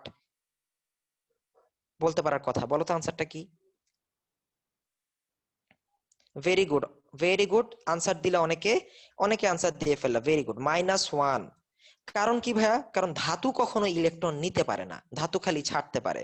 কারণ ধাতু কারা? গ্রুপ 1-2 এর ধাতু তারাই যারা ইলেকট্রন ছাড়লে নিকটস্থ নিষ্ক্রিয় গ্যাসের ইলেকট্রন বিন্যাস অর্জন করতে পারবে। সো ধাতু মানেই হচ্ছে যাকে একটু আঘাত করলে ইলেকট্রন ছেড়ে দেয়, সেই ধাতু। হ্যাঁ, তাহলে লিথিয়াম কখনো নেগেটিভ হতে পারে না, lithium will always be positive, so in that case hydrogen should be negative. হাইড্রোজেনকে ধাতু বলবে না অধাতু বলবে, এই নিয়ে বিজ্ঞানীদের মধ্যে মারামারি পর্যন্ত হয়েছে। ঠিক আছে, তাহলে প্রয়োজনের তাগিদে হাইড্রোজেন কখনো কখনো নিউক্লিওফাইল হইতে পারে। পুরো বইতে, আই রিপিট, পুরো বইতে একটা মাত্র বিক্রিয়া আছে যেখানে হাইড্রোজেন নিউক্লিওফাইল হিসেবে কাজ করে। শাস্ত্রের প্রশ্ন এতটাই ইউনিক, ওই একটা বিক্রিয়ায় শাস্ত্রের প্রশ্নে খুঁজে বের করছে স্যাররা। নিচের বিক্রিয়া কোন বিক্রিয়াটিতে হাইড্রোজেন নিউক্লিওফাইল? 70,000 পরীক্ষার্থীর মধ্যে 69,990 জন স্টুডেন্টই আনসার করতে পারে নাই। পারবে কেমনে? এত ভাইঙ্গা কেউ পড়ে না তো। ঠিক আছে, আচ্ছা দেখাই দিব, যখন সময় আসবে দেখাই দিব হাইড্রোজেন কোথায় নিউক্লিওফাইল, সময় আসবে। ঠিক আছে, ওকে, এখন দেখাবো না, জাস্ট মনে রাখো হাইড্রোজেন নিউক্লিওফাইল হইতে পারে। আচ্ছা, এবার হ্যালোজেনের কাছে আসো। ক্লোরিন, ক্লোরিন কি লিখলাম? এটা ক্লোরিন অণুর বন্ধনটা লিখলাম আমরা। অ্যালুমিনিয়াম ক্লোরাইড অণুটা ক্লোরিন অণুর কাছে আসলো, ক্লোরিন অণু। এখন অ্যালুমিনিয়াম ক্লোরাইড বলতেছে, ভাই আমার প্রচন্ড ক্ষুধা, আমাকে এক জোড়া ইলেকট্রন দেওয়া যাবে কিনা? ঠিক আছে, তো ক্লোরিন অনেক ভাইবা চিন্তা ভাবলো, ঠিক আছে অনেক বছর তো অণুর সাথে ছিলাম, আমি একজন ক্লোরিন অ্যালুমিনিয়াম ক্লোরাইডের প্রভাবে বুঝতে হবে, কিন্তু এখানে বসকে অ্যালুমিনিয়াম ক্লোরাইড কেন্দ্রীয় পরমাণু অ্যালুমিনিয়াম খুব ভাবসাব নিয়ে আসছে, সে এখান থেকে ওই এক জোড়া যে ইলেকট্রন ক্যাপচার করে যদি নিয়ে যেতে পারে, অর্থাৎ chlorine with its two electron, তাহলে কি তৈরি হবে? AlCl4 তৈরি করতে পারবে সে, পারবে তো? তাহলে এই ক্লোরিনের বর্তমান অবস্থা কি? বর্তমানে এই ক্লোরিনের অবস্থা Cl+। পাইলা ইলেকট্রোফাইল, অর্থাৎ halogen can be electrophile sometimes. যদি হ্যালোজেনকে লুইসের অ্যাসিড নিয়ে আসো বা প্রশময় ইলেকট্রোফাইল নিয়ে আসো, মানে ক্লোরিন গ্যাসকে ভাঙা ফেলো, AlCl4 আইসা ও নিজে হয়ে যাবে নিউক্লিওফাইল, ওরে বানাই দিবে ইলেকট্রোফাইল। ঠিক আছে, তাহলে হ্যালোজেন নরমালি আমরা কল্পনা করলেই আমাদের মাথায় আসে কি? Halide ion, negative charge. X মানে হ্যালোজেন, সবখানে আমরা কি বলি? এক্স মানে হ্যালোজেন। এক্স দেখলে, মাইনাস দেখলেই মানে আমাদের কল্পনায় চলে আসে আর এটা তো halogen. But halogen can be also positive যদি তুমি উপযুক্ত শর্ত আরোপ করো। তাহলে ব্যতিক্রম বলতে কি বুঝে? নিচের কোন পরমাণুটি ইলেকট্রোফাইল এবং নিউক্লিওফাইল উভয় হিসেবে কাজ করে? অপশনের মধ্যে হাইড্রোজেন এবং ক্লোরিন, ব্রোমিন, আয়োডিন থাকলে দাগায় দিবা। এখন এটার মধ্যে একটু ব্যতিক্রম নিয়ে আসি, হ্যালোজেন তবে ফ্লোরিন ব্যতীত। কি মেজাজ খারাপ হচ্ছে? একটু মেজাজ খারাপ হোক, মেজাজ খারাপ হলে পানি খেয়ে নিবা, মেজাজ ঠান্ডা হয়ে যাবে। অর্গানিক কেমিস্ট্রি পড়তে বসার সময় এখন থেকে জাস্ট এক গ্লাস পানি রাখবা সাথে, একটু এক চুমুক দিবা, এক চুমুক পানি দিবা, মেজাজ পড়ে যাবে। দেখো, ফ্লোরিন ব্যতীত, ফ্লোরিনের কি সমস্যা? জান চলে যাবে, ফ্লোরিন তার ইজ্জত কখনো দিবে না, অর্থাৎ ফ্লোরিন কখনো ইলেকট্রন দেয় না। F2 থেকে যদি তুমি ইলেকট্রন নিতে চাও তাহলে হচ্ছে বিস্ফোরণ হয়ে পুরো ল্যাব উড়ে যাবে। ফ্লোরিন খুব দ্রুত বিস্ফোরণ করতে পারে, ফ্লোরিনের বন্ধন ভাঙবে না। So fluorine fluorine can not be positive, কোনো দিনও না, কোনো দিনও না, কোনো দিনও না। F can not be positive. তাহলে নিচের কোনটি ইলেকট্রোফাইল এবং নিউক্লিওফাইল উভয় হিসেবে কাজ করে? হাইড্রোজেন এবং হ্যালোজেন, তবে হ্যালোজেনের মধ্যে আবার ফ্লোরিন ছাড়া। ফ্লোরিন কখনো পারবে না। ঠিক আছে, ফ্লোরিন কোন অবস্থায় তার ইলেকট্রন দেয় না, মইরা যাবো, ভেঙে যাবে, বিস্ফোরণ হবে, ইলেকট্রন দিবে না ভাই কোন অবস্থা। ও পারলে ইলেকট্রন নিয়ে যাবে, কারণ কি? সর্বাধিক তড়িৎ ঋণাত্মক। ঠিক আছে, প্রচন্ড ইগো, তার ইগো বেশি। ঠিক আছে, ওকে। আমরা গল্পে গল্পে ইলেকট্রোফাইল নিউক্লিওফাইল শেষ করলাম, কার্বোক্যাটায়ন কার্বনায়ন শেষ করলাম। এই পাঁচটা বেসিক, ওকে, এই পাঁচটা বেসিক সম্পূর্ণ ঠান্ডা মাথায় মাথায় রাখবা। আমরা এখন বিক্রিয়া শুরু করতে যাচ্ছি। ওকে, আমাদের জার্নি স্টার্ট। ও একটা কথা বলে রাখি, গত 8 ক্লাস আমি কিছু পড়াই নেই, জাস্ট গল্প করছি তোমাদের সাথে। ঠিক আছে, কিচ্ছু পড়াই নেই, এখন অর্গানিক কেমিস্ট্রি শুরু হলো। আমি অফিসিয়ালি তোমাদের অর্গানিক কেমিস্ট্রি শুরু করলাম মাত্র 7:49। ঠিক আছে, গত 8 ক্লাস কিছুই পড়াই নেই, জাস্ট একটু গল্প করছি তোমাদের সাথে। চলো বিসমিল্লাহ করা যাক। ওকে, আচ্ছা, সবাই গেট রেডি, অর্গানিক কেমিস্ট্রি পড়বো, অনেক মজা হবে। অ্যালকেন,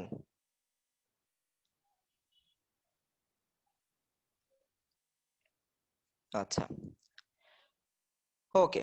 অ্যালকেনের আমরা এখন অ্যালকেন থেকে যে অ্যাসিড পড়বো একটা সিকোয়েন্স মেনটেন করব, এই সিকোয়েন্সে পড়ালেখাও করব, এই সিকোয়েন্সে নোট খাতায় থাকবে আমাদের। এই সিকোয়েন্সটা হচ্ছে 2012, 13, 14 এবং 15 সালের যে বই ছিল, গাজী মোহাম্মদ আহসানুল কবির স্যারের বইয়ের সিকোয়েন্স। এই সিকোয়েন্সটা একটা স্টুডেন্টের জন্য সবচেয়ে বেস্ট। আমি তোমাদের গত ক্লাসে বলে দিছিলাম, কবির স্যারের পুরনো বইটা কেউ ম্যানেজ করতে পারলে পড়ালেখাটা ইজি হবে, মানে কেউ যদি বই ফলো করতে চাও। আর 2016 এডিশন থেকে বইয়ের সিকোয়েন্স নষ্ট হয়ে গেছে। জৈব যৌগ এমনিও পোলাপেনের কাছে টাফ লাগে, বইয়ের সিকোয়েন্সের কারণে একটু অবস্থা আরো খারাপ হয়ে যায়। তো আমি যে সিকোয়েন্সটা ফলো করতেছি এটা আরো অতীতের, আরো 5 বছর আগের সিকোয়েন্স, বাট এই সিকোয়েন্সটা বেস্ট। প্রথমে পড়বো হচ্ছে যে কোনো জিনিসের ভৌত ধর্ম।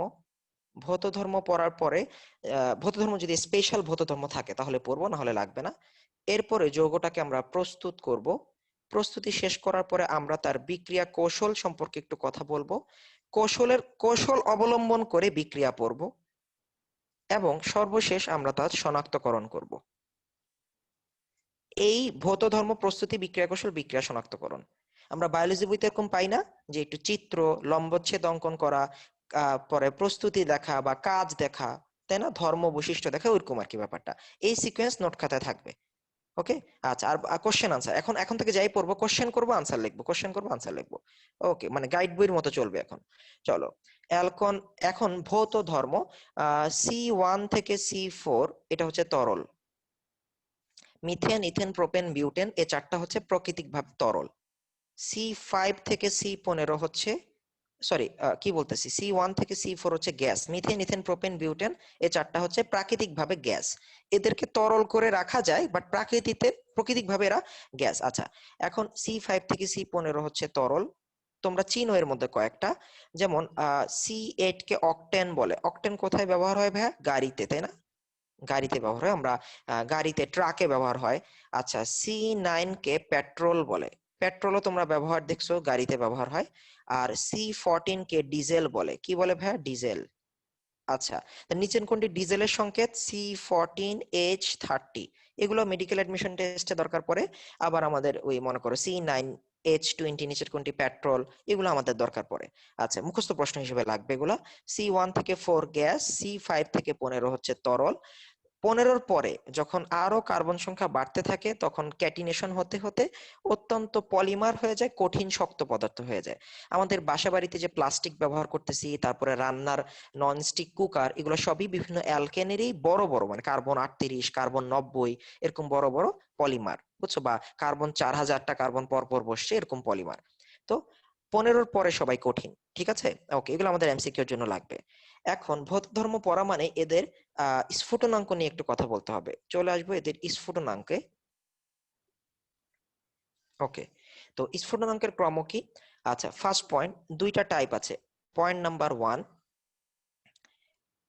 1 2 3 4 5, এটা হচ্ছে আমার পেন্টেন সাপোজ। 1 2 3 4 5 6 7 8, এটা আমার অকটেন। আর সাপোজ এটা হচ্ছে আমার মিথেন, CH4। ওকে। আচ্ছা, অণুটার শিকল যত বড় হবে তার সারফেস এরিয়াটা তত বড় হবে, অর্থাৎ তার অরবিটালের সারফেস এরিয়া। অরবিটালের সারফেস এরিয়া মানে কি ভাইয়া? এই কার্বনটা, এই কার্বনটা, এই কার্বনটা সব একক বন্ধন, সবাই sp3 সংকরায়িত।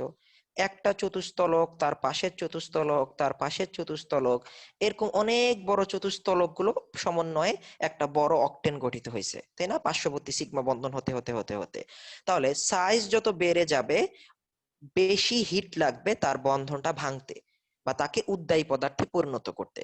তাহলে কার্বন সংখ্যা যত বাড়ে স্ফুটনাঙ্ক তত বাড়ে। মনে থাকবে, অ্যালকেনের কার্বন সংখ্যা যত বাড়ে বয়লিং পয়েন্ট তত বাড়ে।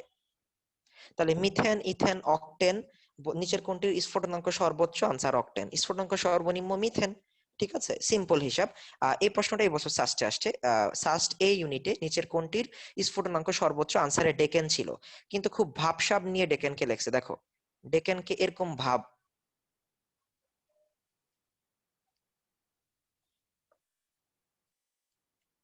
ভাবটা দেখছো লেখার? ঠিক আছে, এমন ভাবে লেখছে যেন আমরা ভয়ে অস্থির হয়ে গেছি, তাই না? এটা কি ডেকেন না? CH2 হোল 4 মানে কি 4 বার, CH2 হোল 4 আবার 4 বার, 8 বার, 9 বার, 10 বার, এটা কি ডেকেন। ঠিক আছে, তো অপশন ডি তে ছিল এটা, এটাই আনসার। কার্বন সংখ্যা যত বড় বয়লিং পয়েন্ট তত বেশি। আচ্ছা ভাইয়া, কার্বন সংখ্যা যদি সমান হয় কোনো প্রবলেম নেই, কার্বন সংখ্যা সমান হলেও অপশন আছে। আচ্ছা, আমরা C5H12 নিয়ে বলতে পারি। এই পৃথিবীতে C5H12 এরকম সংকেত বা এরকম সংকেত যত থাকবে সেই সংকেতের মধ্যে আমরা 3 ধরনের সমাণু পেতে পারি। তোমরা জানো C5H12 দিয়ে কয়টা সমাণু সম্ভব? 3টা। একটার নাম কি ভাইয়া? প্যান্টেন। একটার নাম কি? একটার নাম হচ্ছে 2 মিথাইল বিউটেন। আরেকটা আছে, আরেকটার নাম 2,2 ডাইমিথাইল প্রোপেন। ওকে, আচ্ছা, এখানে লম্বা শিকল, এখানের মধ্যে আরেকটু ক্ষুদ্র শিকল, আর এখানে শিকল একদম ক্ষুদ্র। আচ্ছা, আমরা পুরোপুরি বিবেচনাটাই করব সারফেস এরিয়া নিয়ে। অরবিটালের সারফেস এরিয়া যত বড় হবে স্ফুটনাঙ্ক তত বেশি হবে। এখানে অরবিটাল সারফেস এরিয়া ছোট, এখানে মানে মিডিয়াম, আর এখানে সবচেয়ে বড়। তাহলে এক কথায় শিখে রাখো, শাখায়িত হাইড্রোকার্বনের স্ফুটনাঙ্ক সরল শিকল হাইড্রোকার্বনের স্ফুটনাঙ্ক অপেক্ষা কম। শাখা যত বাড়বে এদের অরবিটাল সমূহ বেশি কাছাকাছি অবস্থান করবে, তাপ লাগা মাত্র একজন একজনের সাথে ধাক্কা লাগবে, ক্রমান্বয়ে ধাক্কা লাগতে লাগতে ভেঙে যাবে, বাস স্ফুটনাঙ্কে চলে যাবে। ঠিক আছে, অর্থাৎ শাখায়িত হাইড্রোকার্বনের স্ফুটনাঙ্ক সরল শিকল হাইড্রোকার্বনের থেকে কম। তাহলে কার্বন সংখ্যা যখন সমান হবে, শাখা যত বেশি স্ফুটনাঙ্ক তত কম। আই রিপিট, নর্মালি কার্বন সংখ্যা যত বেশি স্ফুটনাঙ্ক তত বেশি। C4, C8, C9, C11, সবচেয়ে বেশি C11। আচ্ছা, চারটা অপশন দিল, সবগুলাই C6 এর। শাখা যত বেশি স্ফুটনাঙ্ক তত বেশি, সরি তত কম। শাখা যত বেশি স্ফুটনাঙ্ক তত কম, মনে থাকবে। আচ্ছা, এই হচ্ছে অ্যালকেনের স্ফুটনাঙ্ক। তাহলে ভৌত ধর্ম শিখলাম আমরা। ওকে, প্রস্তুতি। আচ্ছা, ওকে, আজানের জন্য 2 মিনিট আমি পজ দিচ্ছি। ওকে, আমি আনমিউট করতেছি, প্রস্তুতি পর্বের পরে।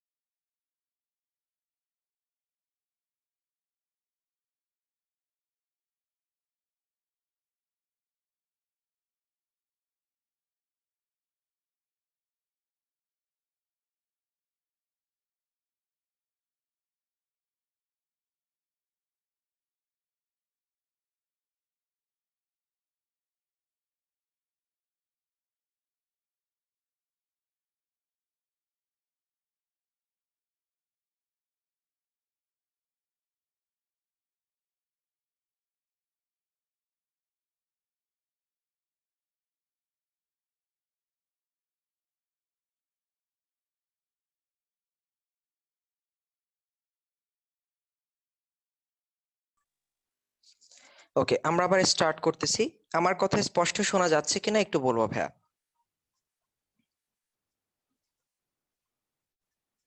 ওকে, ঠিক আছে ভাইয়া। আমরা প্রস্তুতি পড়বো এখন। কিছু প্রস্তুতি তোমাদের 9-10 এর বইতে যা ছিল এখনো তাই আছে, এর থেকে বেশি বাড়ে নাই। তবে আমরা ওই কনসেপচুয়ালি একটু বুঝে পড়বো আর কি। 9-10 এর বইতে হয়তো আমরা মুখস্থ করে ফেলছিলাম বিক্রিয়াগুলো অ্যালকেনের, এখন একটু কনসেপচুয়ালি পড়বো। প্রস্তুতি 1 নাম্বারটা, 1 নাম্বারটার নাম হচ্ছে বিজ্ঞানী কোপ সংশ্লেষণ বিক্রিয়া। বিজ্ঞানী কোপ সংশ্লেষণ বিক্রিয়া। আচ্ছা, সায়েন্টিস্ট কোপ। আচ্ছা, এখন কোপ একটা জার্মান রসায়নবিদ। কোপ সংশ্লেষণ, উনি কিভাবে অ্যালকেন বানাইছেন? উনি বানাইছেন হচ্ছে অ্যাসিড থেকে।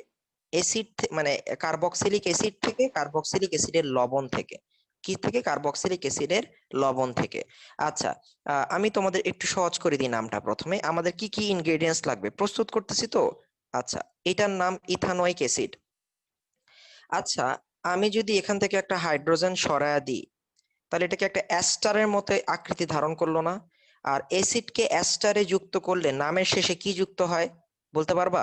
অ্যাসিড থেকে অ্যাস্টারের দিকে যাইতে হলে নামের শেষে কি যুক্ত হয়?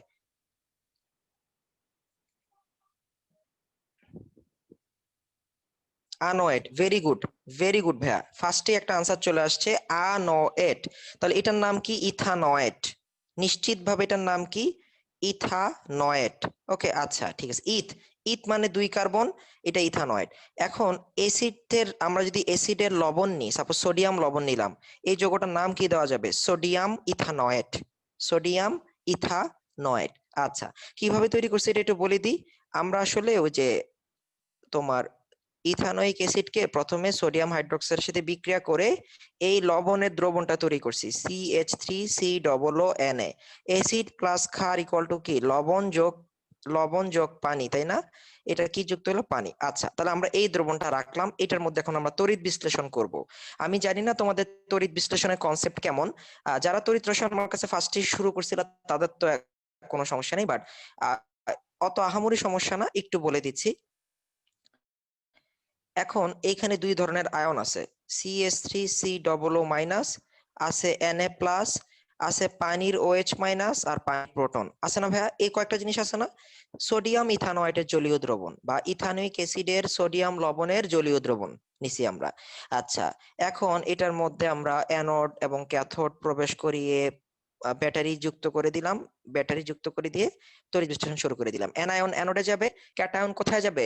ক্যাথোডে যাবে। এই বিক্রিয়ার একটা শর্ত হচ্ছে, তুমি প্রত্যেক ক্ষেত্রে 2 মোল করে বিক্রিয়ায় অংশগ্রহণ করাবা।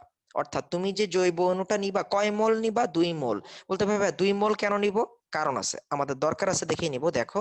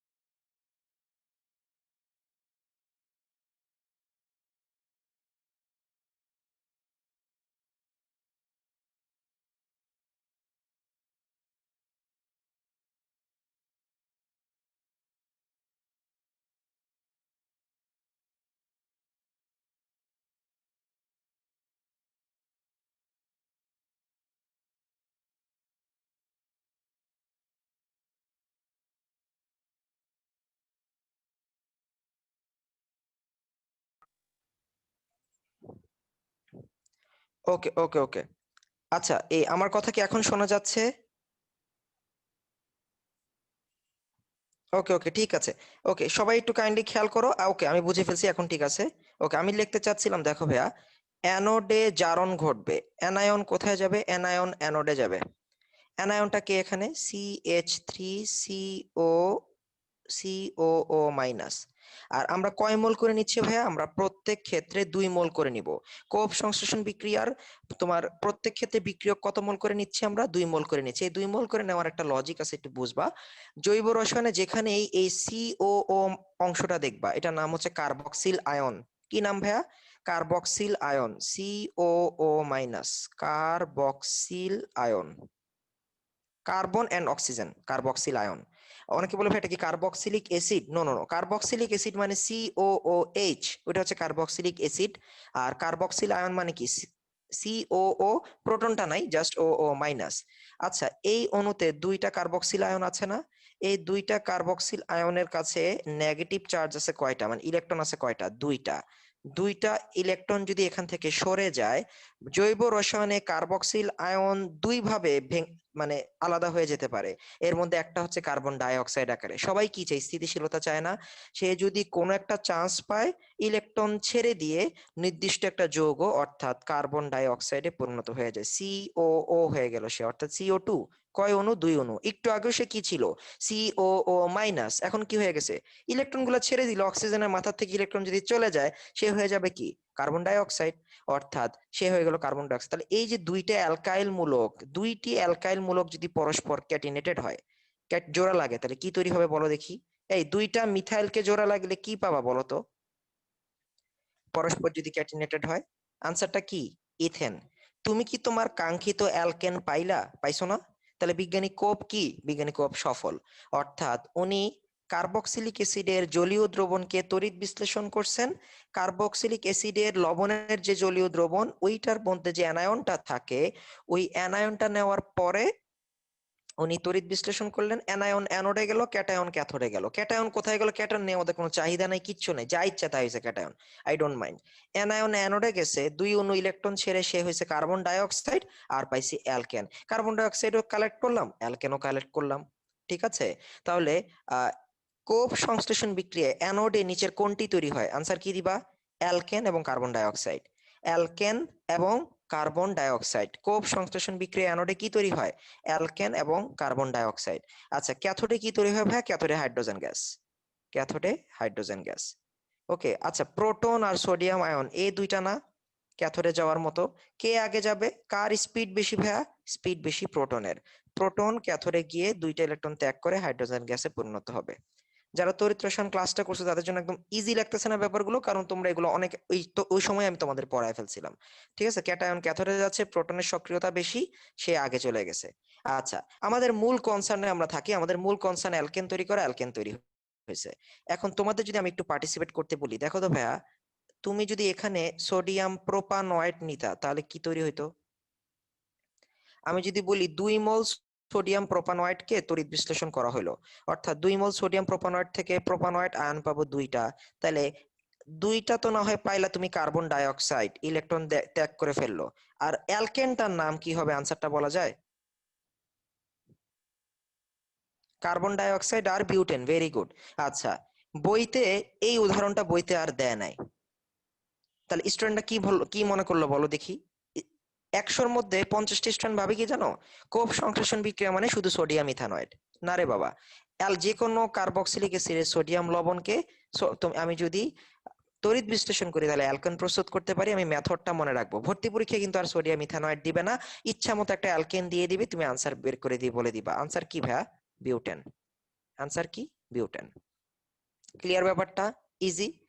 ওকে, আচ্ছা, এবার আমরা তাহলে মোটামুটি কোপ সংশ্লেষণ বিক্রিয়াটা বুঝলাম। কোপ সংশ্লেষণ বিক্রিয়া থেকে 3টা ইম্পর্টেন্ট প্রশ্ন। কোপ সংশ্লেষণ বিক্রিয়া কোন প্রসেসে হয়ে থাকে? জাহাঙ্গীরনগর বিশ্ববিদ্যালয়ের প্রশ্ন। আনসার তড়িৎ বিশ্লেষণ প্রসেস। কোপ সংশ্লেষণ বিক্রিয়া কোন প্রসেসে হয়ে থাকে? তড়িৎ বিশ্লেষণ। অ্যানায়ন অ্যানোডে যাবে, ক্যাটায়ন ক্যাথোডে যাবে। আচ্ছা, কোপ সংশ্লেষণ বিক্রিয়া অ্যানোডে কি তৈরি হয়? অ্যালকেন আর কার্বন ডাই অক্সাইড। ক্যাথোডে কি তৈরি হয়? Hydrogen gas. ঠিক আছে? ওকে, ডান। পরের বিক্রিয়া ডি কার্বক্সিলেশন বিক্রিয়া। দেখো ভাই, আমার চেষ্টা থাকবে বিক্রিয়া এখানেই 90% মুখস্থ হয়ে যাক, বাকিটা তোমার লেখা। তোমার লিখতে হবে, বাসায় 2বার লিখতে হবে। ঠিক আছে, নোট করার সময় একবার আর মুখস্থ একবার, পরীক্ষা যখন দিব তখন মুখস্থ একবার। ওকে, ডি কার্বক্সিলেশন। আচ্ছা, কার্বক্সিলেশন আমি একটু ইংরেজি টার্মটা লিখি। ওকে, আচ্ছা, হাইড্রেশন মানে কি বলতো ভাইয়া? পানি যোজন, পানি খাওয়া। ডিহাইড্রেশন, পানি বের হয়ে যাওয়া।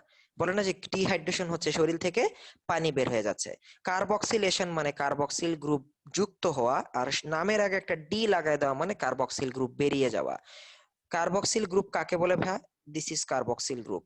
তাহলে একটা জৈব যৌগ থেকে যদি এই গ্রুপটা পুরোপুরি বের হয়ে যেতে পারে, তাকে আমরা বলবো ডি কার্বক্সিলেশন বিক্রিয়া।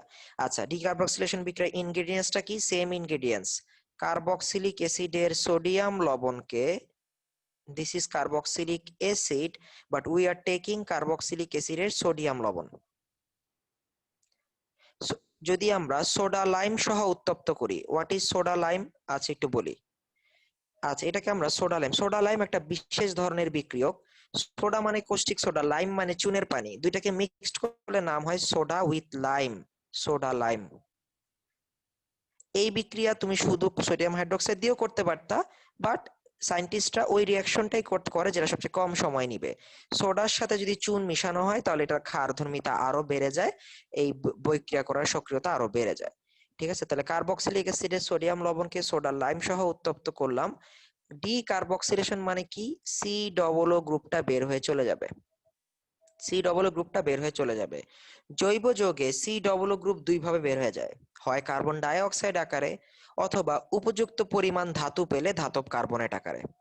আই রিপিট, এই একটা লাইন মনে রেখো, জৈব যৌগে কার্বন সি ডবল ও মূলক বা কার্বক্সিল মূলক দুই ভাবে বিক্রিয়ার ফলে বন্ধন ভেঙে চলে যেতে পারে। এক, কার্বন ডাই অক্সাইড আকারে, অথবা উপযুক্ত পরিমাণ ধাতু পেলে ধাতব কার্বনেট আকারে। এখানে উপযুক্ত ধাতু আছে, সোডিয়াম আছে 2টা, কার্বন আছে, অক্সিজেন আছে টোটাল 3টা। টোটাল কি তৈরি হলো? সোডিয়াম কার্বনেট তৈরি হলো। আর কি বাকি থাকলো? বাকি থাকলো CH3 আর এই হাইড্রোজেন, অর্থাৎ আমরা পেলাম হচ্ছে মিথেন। তুমি কয় কার্বনের জৈব যৌগ নিয়ে কাজ করছিলা ভাইয়া? 2 কার্বন। কয় কার্বন? 2 কার্বন। পাইছো কয় কার্বনের জৈব যৌগ? 1 কার্বনের। 2 কার্বন বিশিষ্ট জৈব যৌগ সোডিয়াম ইথানয়েট নিয়ে কাজ করছো, আনসার ইজ মিথেন। এইচএসসি প্রশ্নে দিবে সোডিয়াম প্রোপানয়েট কে সোডা লাইম সহ উত্তপ্ত করা হলো, আনসার কি হবে? ইথেন। সোডিয়াম বিউটানয়েট কে উত্তপ্ত করা হলো, আনসার কি? প্রোপেন। তাহলে এই বিক্রিয়ায় কার্বন সংখ্যা একটা কমে যায়, কার্বন সংখ্যা একটু কমে যায়। আই রিপিট, ডি কার্বক্সিলেশন, নাম শুনে বুঝতে হবে কার্বন সংখ্যা কমে যায়। বিক্রিয়ক থেকে উৎপাদে, বিক্রিয়ক থেকে উৎপাদে জৈব যৌগের কার্বন সংখ্যা কমে যাবে। তোমাকে তুমি নিলা মনে করো CH3COO, এই অংশটা সোডার দ্বারা চলে যাবে, অর্থাৎ সোডা দিয়ে তুমি এখানে লোভনীয় একটা অফার তৈরি করবা। এই সোডা লাইম কি অজৈব যৌগ না? জৈব যৌগ ভাই, এমনি জৈব যৌগ অবস্থা খারাপ, ইজিলি এটারে কোনো মানে তোমার কোনো না কোনো ভাবে উদ্বায়ী করে ফেলা যায়। এই জৈব যৌগটা যেটা আয়নিত হয়ে আছে তাকে যদি তুমি আরো বেটার অজৈব যৌগে তৈরি করে ফেলতে পারো, পোলারিটি দিতে পারো, সে চলে যাবে না? তুমি ক্ষার দিলা, এমন একটা শর্ত আরোপ করলা যে 2টা সোডিয়াম পাচ্ছে, আবার C+O- তো চেষ্টাই করে যখন তখন বের হয়ে যাওয়ার জন্য, অর্থাৎ ডি কার্বক্সিলেশন মানে সোডা লাইম সহ কার্বক্সিলিক অ্যাসিডের সোডা লাইম সোডিয়াম লবণকে উত্তপ্ত করলে একটি কার্বন কম বিশিষ্ট অ্যালকেন তৈরি হয়, তাকে ডি কার্বক্সিলেশন বিক্রিয়া বলা হয়। আসবে এমসিকিউতে, আসবে জ্ঞানমূলকে। ডি কার্বক্সিলেশন কি? কার্বক্সিলিক অ্যাসিডের সোডিয়াম লবণকে সোডা লাইম সহ উত্তপ্ত করলে একটি কার্বন কম বিশিষ্ট অ্যালকেন তৈরি হয়, এটাকে বলা হয় কি? ডিকার্বক্সিলেশন বিক্রিয়া। বিক্রিয়কে কার্বন সংখ্যা যা নিবা, উৎপাদের তার থেকে একটা কার্বন কম বিশিষ্ট উৎপাদ তৈরি হবে। ঠিক আছে, ওকে। জৈব রসায়নে আমরা টোটাল 8টা বিক্রিয়া পড়বো, যেখানে কার্বন সংখ্যার বিক্রিয়ক আর উৎপাদে উচ্চ নিচ হবে। টোটাল 8টা বিক্রিয়া, এখনই 2-3টা পড়ে ফেলতেছি, আবার অনেক দিন ব্রেক যাবে, অনেক পরের একটা চ্যাপ্টারে গিয়ে আবার এই ধরনের কার্বন সংখ্যা ব্রেকডাউন হবে। অর্থাৎ আমি তোমার কি কথাটা কি বলতে চাচ্ছি বোমাকে বলি, তুমি বিক্রিয়কে 4 কার্বনের একটা জৈব যৌগ নিছো, একটা যৌগ নিছো, জৈব যৌগ। তুমি এটাই মানে আশা করবা না যে উৎপাদটাও 4 কার্বনের জৈব যৌগ হবে? হ্যাঁ, সবসময় এটাই হয়, কার্বন সংখ্যা সেমই থাকে, বাট আমরা 8টা বিক্রিয়া পাবো যেখানে কার্বন সংখ্যা বাড়বে বা কমবে। কয়টা পাবো? 8টা। গণনা শুরু করে দাও, 1-2টা পেয়ে গেছি এখনই। তাহলে ডিকার্বক্সিলেশন গেল। অন্যতম ইম্পর্টেন্ট বিক্রিয়া নাম হচ্ছে উডস বিক্রিয়া।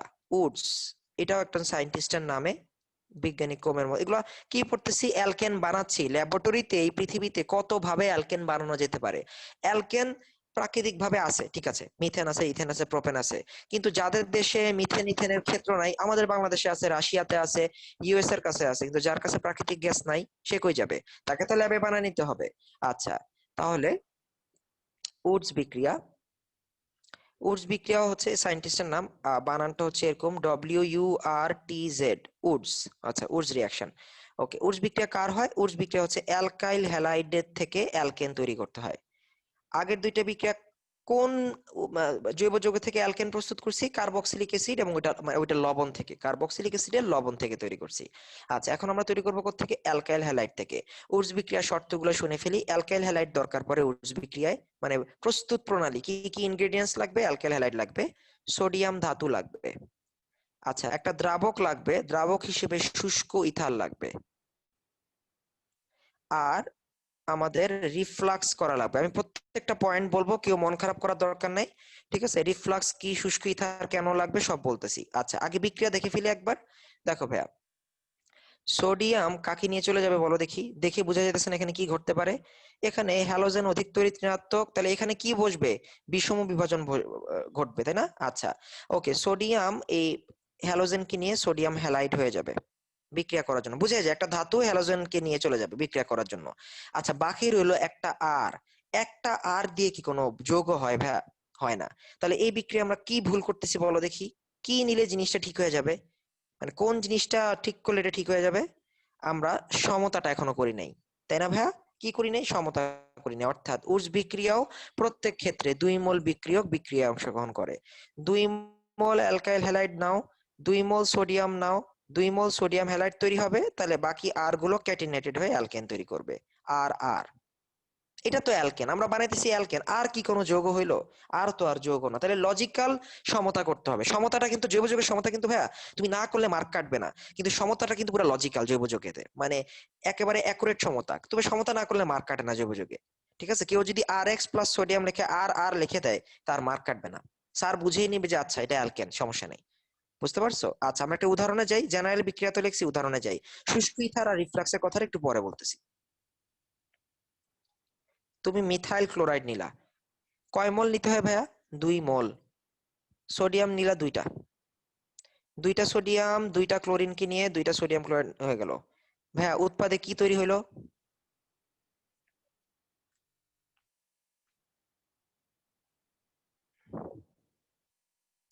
উৎপাদে কি তৈরি হবে বলো দেখি? দুইটা মিথাইল রয়ে যায়, আনসারটা কি? ইথেন। দুইটা CH3 ক্যাটিনেটেড, জোড়া লেগে গেল, কি আনসার? ইথেন। ওকে, আমি যদি একটু চেঞ্জ করে দিই, এইখানে আমি দিলাম হচ্ছে মিথাইল না, তোমাকে উদ্দীপক সাজালো স্যাররা এটা দিয়ে, 2C2H5Cl, সোডিয়াম দিল, তাপ দিল, শুষ্ক ইথার দিল, ঠিক আছে, আনসার কি আসবে? বিউটেন। আনসার কি আসবে? বিউটেন। তাহলে কার্বন নাম্বার কি হয়ে যেতেছে? একেবারে ডিরেক্ট ডাবল, ডিরেক্টলি ডাবল হয়ে যেতেছে। আচ্ছা, এ পর্যন্ত তুইও পারিস, বাংলাদেশের সকল স্টুডেন্ট পারিস। আচ্ছা, কোনো সমস্যা নেই।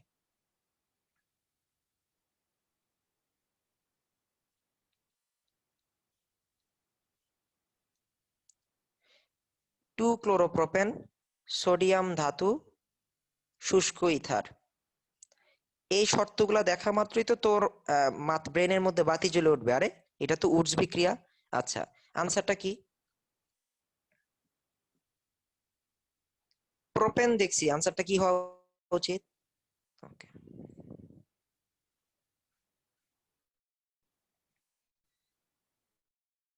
ওকে, তোদের কমেন্ট সেকশনে সব আনসার গুলা কি? হেক্সেন। ওকে, কোনো সমস্যা নেই, হেক্সেন। কারণ আমি কি বলছি, বাংলাদেশের সবাই এই আনসারটাই লিখবে না ভাইয়া। ওকে, কিন্তু তোরা আর বাংলাদেশের সবার মধ্যে পার্থক্য আছে। তোরা যেহেতু আমার ছাত্র, আমরা গাধা না, আমরা স্মার্ট, চলো আমরা স্মার্ট আচরণ করি। আসো।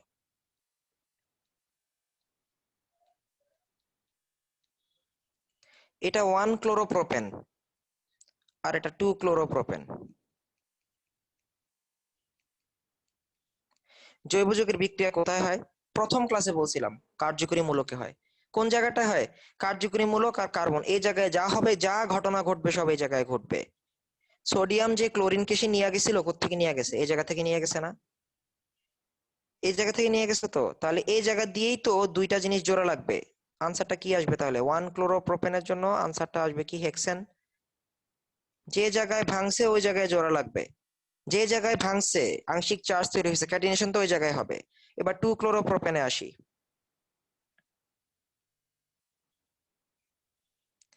কি বলছি? যে জায়গায় ভাঙছে জোড়া লাগবে কোন জায়গায়? ওই জায়গায়। আসো, ট্রিক শিখাই দিই, কোনোদিন ভুলবা না। মাঝখানে না কার্যকরীমূলক, এই দুইটা ডান্ডা মুছা দাও, এ বরাবর একটা, এইভাবে একটা ডান্ডা বসায় দাও। এবার আনসারটা বলো, এটার নাম কি? হেক্সেন নাকি অন্য কিছু? এবার তোমরাই বলবা আনসার কি।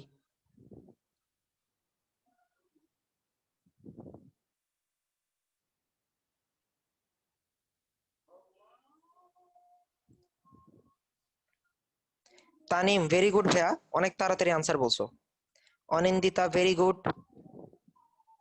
আরিয়া ভেরি গুড ভাইয়া, ভেরি গুড, খুব তাড়াতাড়ি আনসার লিখছো। আচ্ছা, নেটের প্রবলেম হচ্ছে তো, আমি আবার বলবো, সমস্যা নেই। Tapati very good. Okay Papiya, তোমারটা হয়েছে। আচ্ছা, তোমার নামকরণ তাহলে বস হয়ে গেছো, তাই তো? নাম লিখবো এটার, নাম লিখবো 1 2 3 4। হায়েস্ট কি যাইতে পারি? যেদিক দিয়েই যাই না কেন, হায়েস্ট 4। 2 নম্বর কার্বনে মিথাইল, 3 নম্বর কার্বনে methyl, 2,3 dimethyl butane. 2,3 dimethyl butane. তোমাদের একটা সহজ হিসাব দিই ভাইয়া, খুব সহজ। 2CH3Cl সোডিয়াম ধাতু, এটা এইচএসসির প্রশ্ন। 2 প্রোপাইল ক্লোরাইড থেকে যে হেক্সেন হয়, এটা মেডিকেল বা ঢাকা ভার্সিটির প্রশ্ন। 2 ক্লোরোপ্রোপেন, এটা সাস্ট বুয়েট কুয়েট চুয়েটের প্রশ্ন। তোমরা এই লেভেল পর্যন্তই পড়বা, ঠিক আছে? তাহলে অন্ধের মতো বিক্রয় মুখস্থ করলে হবে না, ঠিক আছে? আমি অনেক বছর ধরে পড়াই তো ভাই, আমার কাছে অ্যাডমিশনে যখন স্টুডেন্টরা ফার্স্ট আসে, একটা মজার অভিজ্ঞতা বলে, আমি 10টা এমসিকিউ দিই ওদেরকে, 10 চ্যাপ্টার থেকে। এর মধ্যে এই এমসিকিউটা সবসময় দিই, প্রত্যেকবার আনসার হেক্সেন পাই। প্রত্যেকবার। আমি এখন পর্যন্ত স্টুডেন্ট পাইলাম না যে হেক্সেন ছাড়া অন্য কিছু লেখছে। কারণ সে বইতে এটা দেখে না, সে কোনোদিন জানার চেষ্টাও করে নাই বন্ধনটা ভাঙে কই আর জোড়া লাগে কই, এই সিম্পল একটা লজিক সে বুঝে নাই। একজন বলছে তার নেটে সমস্যা ছিল, আমি আবার একটু রিপিট করি, সবাই শুনলে সমস্যা নাই। 1 ক্লোরোপ্রোপেন যদি তোমাকে ভাই অপশনে দেয়, সরি বিক্রিয়া করতে দেয়, তুমি শর্ত দেখলা সোডিয়াম ধাতু শুষ্ক ইথার। তোমাদের কাছে জিনিসগুলো শুনতে অবাক লাগতে পারো, বাট দ্যাটস দ্য ট্রুথ, ঠিক আছে? অর্গানিক ওই কোথায় বন্ধন ভাঙছে আর কোথায় গড়ছে এতটুকু বুঝে ফেললে অর্গানিক সহজ।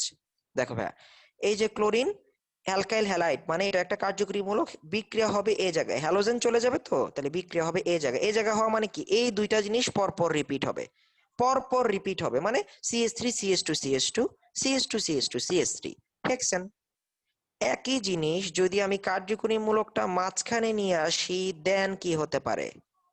তখন ট্রিক্স হচ্ছে, তোমার কিছুই করা লাগবে না, তুমি পরীক্ষার হলে কেমনে মিলাবা, পর পর 2 অণু এটাকে লিখবা। লেখে আমি স্টুডেন্টদের বলি কি, একটু একটু ট্রিক্স করে লিখতে, রাবার দিয়ে মুছা দিলাম মাঝখানে, আর এ বরাবর একটা একটা টান দিয়ে দিলাম। এখন তুমি লেখো দেখি এই যোগটার নাম কি। এখন তুমি লেখো 1 2 3 4, লম্বা শিকল চিহ্নিত করো, এটাই তোমার লম্বা শিকল। 2,3 ডাইমিথাইল বিউটেন।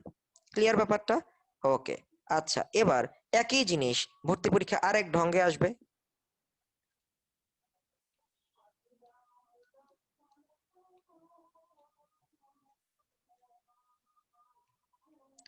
এই আনসারটা ওইটাই না যা পড়াইলাম? 2,3 ডাইমিথাইল বিউটেন, সেম আনসার না ভাইয়া?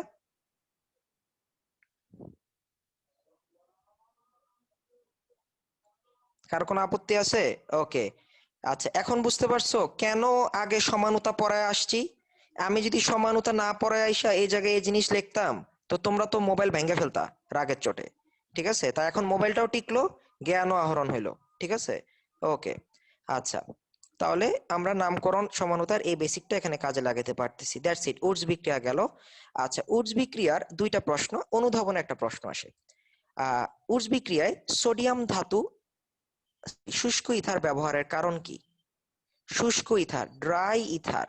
দেখো ভাইয়া, জৈব রসায়নের বিক্রিয়া বলো আর অজৈব রসায়নের বিক্রিয়া বলো, তুমি যখন দুইটা, একটা অ্যাসিড আর একটা ক্ষারের মধ্যে বিক্রিয়া করো ভাইয়া, কেউ কিন্তু পাউডার অ্যাসিড আর পাউডার ক্ষার নিয়ে কাজ করে না, সবাই কি দ্রবণ বানায় নেয়, অর্থাৎ পানিতে গুলায় নেয়। ঠিক আছে? তো এই পানিতে গুলায় না, এর অর্থ কি দাঁড়ায় যে একটা দ্রাবকের উপস্থিতিতে বিক্রিয়ার অণুগুলো পরস্পরের মধ্যে সংঘর্ষে লিপ্ত হতে পারে এবং বিক্রিয়া করতে পারে। জৈব রসায়ন এর কিন্তু ভাই ব্যতিক্রম না। আমরা বিভিন্ন দ্রাবক ব্যবহার করব, দ্রাবকের উপস্থিতিতে বিক্রিয়কগুলো দ্রবীভূত হয়ে দেন বিক্রিয়া করবে। এখন দ্রাবক যখন তুমি বাজার থেকে কিনবা, যেমন তুমি একটা অ্যালকোহল একটা দ্রাবক, ইথার একটা দ্রাবক, কেরোসিন একটা দ্রাবক, এই দ্রাবকে যখন তুমি বিক্রিয়া করবা, যদি কিছু জলীয় বাষ্প ভুলবশত থেকে যায়, আমরা যখন কোকের বোতলটা খুলি, বাহির থেকে জলীয় বাষ্প ঢুকে যায় না, তাই না? একটু ঘামিয়ে যায় না কোকটা দেখে মনে হয় না? অর্থাৎ আমি যে দ্রাবকটা ব্যবহার করব তা পানি মুক্ত থাকতে হবে। কারণ যদি পানি থেকে যায়, সোডিয়ামের সাথে পানির বিক্রিয়ায় সোডিয়াম অক্সাইড হয়ে সোডিয়াম হাইড্রোক্সাইড হয়ে বিস্ফোরণ হবে। তোমরা জানো সোডিয়াম ধাতুকে পানির সাথে দিলে সাথে সাথে বিস্ফোরণ হতে পারে।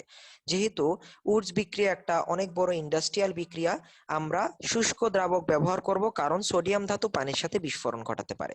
এই একটা লাইন লিখবা আর বিক্রিয়াটা লিখে দিবা। তাহলে আমরা ইথারকে শুষ্ক করা মানে কি? শুষ্ক ইথার মানে পানি মুক্ত ইথার। পাতন প্রণালীর মাধ্যমে আমরা শুষ্ক করে নিব। ঠিক আছে? আমি আবারও বলতেছি, উডস বিক্রিয়া শুষ্ক ইথারের ভূমিকা কি? বইতে দেখবা নিচে ছোট্ট করে লেখা 2 লাইন, একটা বিক্রিয়া দিয়ে দিবা, উডস বিক্রিয়া, একটা উদাহরণ দিয়ে বলে দিবা এই বিক্রিয়ায় সোডিয়াম ধাতু বিক্রিয়ক হিসেবে ব্যবহার করা হয়। যদি দ্রাবকে পানির উপস্থিতি লক্ষ্য করা যায়, তাহলে বিস্ফোরণ ঘটতে পারে। এ কারণে আহ দ্রাবকটিকে পানি মুক্ত করা হয়, অর্থাৎ পাতন প্রণালীর মাধ্যমে দ্রাবকটিকে শুষ্ক করে নেওয়া হয়। ঠিক আছে? অনুধাবনের প্রশ্ন গেল। এবার আসি জ্ঞানমূলকের একটা প্রশ্ন। উডস বিক্রিয়া কি? লিখে দিলা। অ্যালকাইল হ্যালাইড থেকে অ্যালকেন তৈরির প্রস্তুতিকে উডস বিক্রিয়া বলে। আচ্ছা, যদি বলে রিফ্লাক্স কাকে বলে ভাইয়া? রিফ্লাক্স মানে হচ্ছে কি ভাইয়া, একটা দ্রাবককে তার স্ফুটনাঙ্কে পতিত করে শীতল করে পুনরায় আবার পাত্রে ফিরিয়ে আনার পদ্ধতিকে রিফ্লাক্স বলে। আচ্ছা, যা বলছি মাথার উপর দিয়ে গেছে না? আসো চিত্র দেখাই, মাথার ভিতরে ঢুকবে। খুব সুন্দর একটা কনিক্যাল ফ্লাস্ক, হ্যাঁ, বা গোলতলি ফ্লাস্ক। আচ্ছা, এখানের মধ্যে আমরা তাপ দিচ্ছি, হিট। ওকে, হিট দিচ্ছি একটা, দেখি তো মোমবাতি আঁকা যায় কিনা। ওকে, হ্যাঁ, মোমবাতি দিয়ে হিট দিচ্ছি। ঠিক আছে, কোনো মতে আঁকা গেল একটা মোমবাতি। আচ্ছা, এখন এটার সাথে একটা শীতক যন্ত্র আমরা অ্যাড করে দিব। সায়েন্টিস্ট লিবিগ এ ধরনের শীতক যন্ত্র করছে। শীতক যন্ত্র মানে হচ্ছে এই কোণা দিয়ে পানির ফ্লো দিব, কিংবা মনে করো এয়ার কুলার লাগাই দিব, এয়ার কুলার এসির মতো কিছু একটা লাগাই দিব। এখন মনে করো তুমি তো একটা তাপে বিক্রিয়াটা করবা, ভিতরে ইথার আছে। ইথারের স্ফুটনাঙ্ক 34°C। কত ভাইয়া? 34। তো তুমি তাপ দিলা, এখন 34°তে যদি ইথারটা পাত্র থেকে বের হয়ে চলে যায়, তাহলে পুড়ে যাবে না? মনে করো ভাত রাঁধতে দিছো, আগুন এত জোরে বাড়াইছো, পানি শুকায় গেছে, ভাত রান্না হবে? হবে না। তাহলে দ্রাবক শুকায় গেল, রান্না হবে? ভিতরের বিক্রিয়া হবে? হবে না।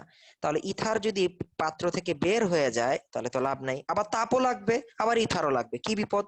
আচ্ছা, তাহলে আমরা ইথারকে তাপও দিব, ওকে উপরে উঠাবো, উপরে ওঠার সাথে সাথে উপরে আবার এসি চালু করে দিব, এখান দিয়ে এয়ার কুলার বা ঠান্ডা পানির প্রবাহ এই একটা কাঁচ আছে, কাঁচের উপরে ঠান্ডা পানি ঢালতে থাকবো। এটা একটা মেশিন আছে, হাত দিয়ে ঢালা লাগে না, এখন সবকিছু মেশিনে হয়। আচ্ছা, তাহলে সে উপরে উঠবে, আবার ঠান্ডা হয়ে নিচে নামবে, আবার উঠবে আবার নামবে, অর্থাৎ ওর কান ধরে উঠাবো আর নামাবো। এই হচ্ছে রিফ্লাক্স।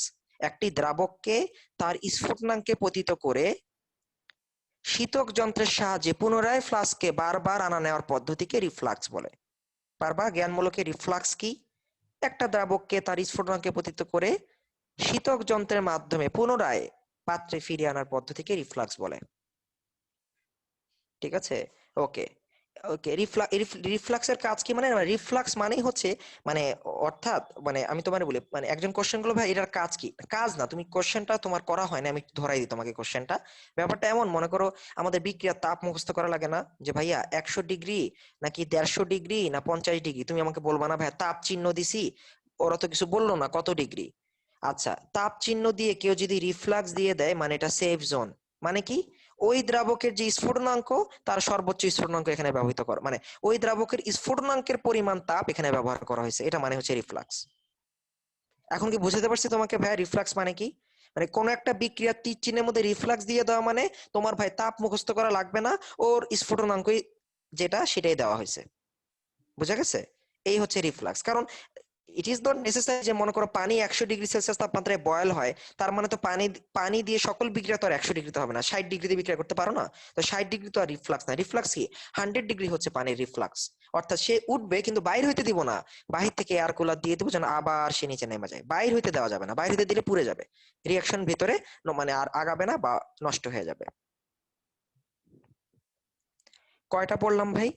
ডিকার্বক্সিলেশন, উডস আর কোভ সংশ্লেষণ। দেখো ভাইয়া, বইতে 6টা আছে, আমি পড়ালাম 3টা, আপাতত এই 3টাই পড়াবো, আর পড়াবো না। কেউ যদি আমার এসে জিজ্ঞাসা করো ভাই এইগুলো তো পাইছি বইতে, কোনো সমস্যা নেই, তুমি পাও। আমি আগেই বলছি প্রথম 6 ক্লাসে এইচএসসি কভার করে ফেলবো, ঠিক আছে? এরপরে যা বাকি থাকবে এগুলো পড়াবো। আগে ফুল কভার, মেন এই 3টা পয়েন্ট আপাতত গুড এনাফ পড়ার জন্য, অন্যগুলো এখন পড়াবো না। আচ্ছা, 3টা প্রস্তুতি পড়লাম, চলে আসি বিক্রিয়া কৌশলে। বিক্রিয়া কৌশল। আচ্ছা, বিক্রিয়া কৌশল হচ্ছে কি ভাই, ওই যে তোমাদের বলছিলাম যে সংযোজন হবে না প্রতিস্থাপন হবে, দুই ধরনের বিক্রিয়া হয়, হয় কেউ এসে বসে যায় আর অথবা কেউ কাউকে সরায়া বসতে হয়। সরায়া বসা মানে প্রতিস্থাপন, সরাসরি বসে যাওয়া মানে সংযোজন। যেহেতু অ্যালকেন মানেই কার্বন কার্বন বা কার্বন হাইড্রোজেন একক বন্ধন থাকে অ্যালকেনে, তো এই কারণে অ্যালকেনের যত বিক্রিয়া আছে সে যা বিক্রিয়া সে দেয় না কেন সবই প্রতিস্থাপন ভাইয়া। কি বিক্রিয়া? প্রতিস্থাপন। অর্থাৎ কেউ এসে একটা কাউকে সরাইয়াই বসতে হবে, কারণ একক বন্ধন তো। দ্বিবন্ধন হলে না পাই বন্ধনের ইলেকট্রন ব্যবহার করা যায়, সিগমা বন্ধন তো ভেঙে ফেলতে হবে সরাসরি। পাই বন্ধন ভাঙা লাগে না, যে পাইয়ের ইলেকট্রন গুলা ব্যবহার করে বসে গেলাম, কিন্তু সিগমা তো ভেঙে ফেলতে হয়। তাহলে অ্যালকেনের বিক্রিয়া কৌশলের একটাই নাম, সকল বিক্রিয়ার একটাই নাম, প্রতিস্থাপন বিক্রিয়া দেয়। অ্যালকেন কোন বিক্রিয়া দেয়? অ্যালকেন প্রতিস্থাপন বিক্রিয়া দেয়। পলিমারকরণ, প্রতিস্থাপন, সংযোজন, কত রকম বিক্রিয়া আছে না, পুনর্বিন্যাসকরণ, সমানুকরণ, প্রতিস্থাপন বিক্রিয়া দেয় অ্যালকেন। ঠিক আছে, ওকে। এখন অ্যালকেনের তোমরা 9-10 একটা লাইন পড়তা, অ্যালকেন সমূহকে প্যারাফিন বলা হয়। প্যারাফিন মানে কি ভাইয়া? প্যারাফিন মানে স্বল্প আসক্তির যৌগ। স্বল্প আসক্তির যৌগ। আসলে অ্যালকেনের যে সিগমা বন্ধন দ্বারা আবদ্ধ, তো পাই ইলেকট্রন মেঘের ঘনত্ব থাকে না, sp3 সংকরায়িত স্থিতিশীল যৌগ। অ্যালকেন যা আছে ভাইয়া, এই দীর্ঘ বিলিয়ন বছর ধরে মাটির নিচে propane, butane, hexane gas, octane, diesel, এগুলো সব পাওয়া যায়, পেট্রোলিয়াম। কই বিলিয়ন বছরেও তো তারা নষ্ট হইলো না। ওই যে প্রথম ক্লাসে বলছিলাম না যে তাপ সহ্য করার ক্ষমতা যথেষ্ট ভালো, তারা তো নষ্ট হয় না, বিশেষ বিশেষ শর্ত আরোপ করে ভাঙতে হয়, এছাড়া তারা ভাঙে না। এ কারণে অ্যালকেনের বিক্রিয়া অনেক অল্প। আমি মাত্র 2টা বিক্রিয়া পড়াবো তোমাকে এখন, বেশি না, মাত্র 2টা। অ্যালকেনের বিক্রিয়া বইতেও কম দেওয়া, বাস্তব জীবনেও অ্যালকেনের বিক্রিয়া কম। অ্যালকেনকে বানানো যায় কিন্তু অ্যালকেনকে নিজে আবার ভাঙানো যায় না, ও নিজেই স্থিতিশীল খুব ভালো। ঠিক আছে, ওকে। তাহলে অ্যালকেনকে স্বল্প আসক্তির যৌগ বলা হয়, তাপ সহ্য করার ক্ষমতা বেশি, সিগমা বন্ধন ভাঙা কঠিন, এ কারণে। আচ্ছা, তো এখন অ্যালকেনের বিক্রিয়া 1 নম্বর বিক্রিয়া পড়বো, এটার নাম হচ্ছে ক্লোরিনেশন বিক্রিয়া। ক্লোরিনেশন ভাইয়া নামেই কিন্তু পরিচয়। ঠিক আছে, আমি তোমাদের কি পড়াইছি? ভৌত ধর্ম, প্রস্তুতি, বিক্রিয়া কৌশল, এখন কোথায় আসলাম? বিক্রিয়া। ক্লোরিনেশন, আমি কি বলছি? নামেই পরিচয়। এশন মানে এডিশন, ক্লোরিন যোগ করা, মানে ক্লোরিন যুক্ত হয়েছে এখানের মধ্যে এসে। আচ্ছা, ডিক্লোরিনেশন বললেও কি বুঝতাম, মানে ক্লোরিন বাইর হয়ে গেছে, ক্লোরিন যুক্ত হয়েছে। আচ্ছা, একটা মিথেন নিলাম, ক্লোরিন গ্যাস নিলাম, 300 ডিগ্রি সেলসিয়াস তাপমাত্রা দিতে হবে, এছাড়া ভাঙবে না বন্ধন। আচ্ছা, কি ঘটবে বলো দেখি? সিম্পল ঘটনা ঘটবে, হাইড্রোজেন, এখানে 2টা ক্লোরিন আছে তাই না, ক্লোরিন ক্লোরিন আছে, একটা হাইড্রোজেন একটা ক্লোরিন নিয়ে যাবে, আর বাকি কার্বনে একটা ক্লোরিন বসে যাবে। সিম্পল রিয়াকশন না? হাইড্রোজেন একটা নিয়ে গেল, ক্লোরিন একটা বসে গেল, methyl chloride plus hydrogen chloride. এই তো রেগুলার বিক্রিয়া, তো তাই হওয়া উচিত। যারা এভাবে দেখতে কষ্ট লাগে তাদের উদ্দেশ্যে একটু হাত পা ছাড়িয়ে দেখাই। এই হচ্ছে মিথেন, মিথেনের সকল হাত পা ছেড়ে দেখাইলাম। ওকে, আচ্ছা। তো মিথেনের বিক্রিয়া, ক্লোরিন তড়িৎ ঋণাত্মক পরমাণু হাইড্রোজেনকে আক্রমণ করার চেষ্টা করবে, হাইড্রোজেন সে যদি বন্ধন ভেঙে নিয়ে যায়, তাহলে বাকি যে কার্বনটা থাকবে ওখানে ক্লোরিন এসে বসে যাবে, বন্ধন করে ফেলবে। কারণ কেউ তার মূলক আকারে থাকতে চাবে না, স্থিতিশীল কিছু একটা যৌগে পরিণত হয়ে যাবে। আচ্ছা, কিসের উপস্থিতিতে এই বিক্রিয়া? 300 ডিগ্রি সেলসিয়াস তাপমাত্রা, কম তাপ না কিন্তু, 300 ডিগ্রি সেলসিয়াস। আচ্ছা, ওকে। অনেকে জিজ্ঞেস করে "ভাই, মুখস্থ রাখবো তাপমাত্রা?" আমি বলে দিব, যেমন এই বিক্রিয়ার তাপমাত্রা একটু মুখস্থ রাখো, বইয়ের সবগুলো লাগবে না, আমি মেবি 5টা বিক্রিয়ার তাপমাত্রা মুখস্থ করাবো, পুরা 5টার বেশি না, একদমই বেশি না, 5টা। আচ্ছা, তো এটা একটু মুখস্থ রাখতে পারো, ক্লোরিনেশন 300 ডিগ্রি সেলসিয়াস তাপমাত্রা হয়। আচ্ছা, এই একই বিক্রিয়া, সেম রিয়াকশন, তোমাকে আমি চেঞ্জ করে দিলাম, ক্লোরিনেশন পার্ট 2। ক্লোরিনেশন কিন্তু এখন একটু চেঞ্জ করে দিব তোমাকে, আমি তোমাকে আর ল্যাবরেটরির ক্লোরিনেশন বিক্রিয়া দেখাইতে চাইতেছি না, আমি প্রকৃতিতে ঘটে যাওয়া ক্লোরিনেশনের কথা বলবো। তোমাকে এখন আমি তাপ চিহ্নটা দেখাইলাম না, বাচ্চা সামান্য তাপ চিহ্ন দেখালাম, এইচ নিউ দিয়ে দিলাম। এখন এই বিক্রিয়া কি বিষম ভাঙ্গনে হবে না সুষম ভাঙ্গনে বলো তো?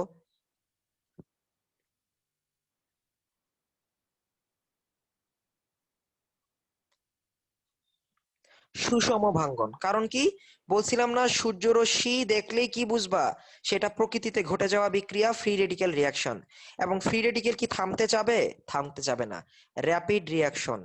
ঠিক আছে, র্যাপিড রিয়াকশন করবে। দেখো আমি তোমাকে দেখাই, এই বিক্রিয়া চলতেই থাকবে, চলতেই থাকবে। CH3Cl, CH2Cl2, CHCl3, লাস্টে CCl4। কি বলছিলাম?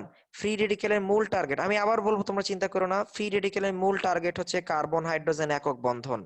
যতক্ষণ পর্যন্ত এই ছোট্ট হাইড্রোজেন পরমাণুটা সরানোর তার ক্ষমতা আছে, রিয়াকশন চলতেই থাকবে, চলতেই থাকবে, চলতেই থাকবে। অর্থাৎ কোথায় গিয়ে ঠেকলো সে? কার্বন টেট্রাক্লোরাইড, টেট্রাক্লোরোমিথেনে গিয়ে ঠেকছে সে। এটার নাম কি? ক্লোরোমিথেন। এটার নাম কি? ডাইক্লোরোমিথেন। এটার নাম কি? ট্রাইক্লোরোমিথেন। এটার নাম কি? টেট্রাক্লোরোমিথেন। ও বলতে পারো ভাইয়া ক্লোরিন তো শর্ট পড়ে গেল। ভাই আমি ক্লোরিন নিয়ে এখানে কিছু বলতেছি না, এন সংখ্যক ক্লোরিন। আমি আগেই বলছি না ভাই, জৈব রসায়নে কি সমতা না দেখাইলেও হবে, তুমি এখানে 4 মোল 3 মোল এত দেখানোর দরকার নাই। সূর্যরশ্মি দিছো তো স্যার বুঝা ফেলছি এটা ফ্রি রেডিক্যাল।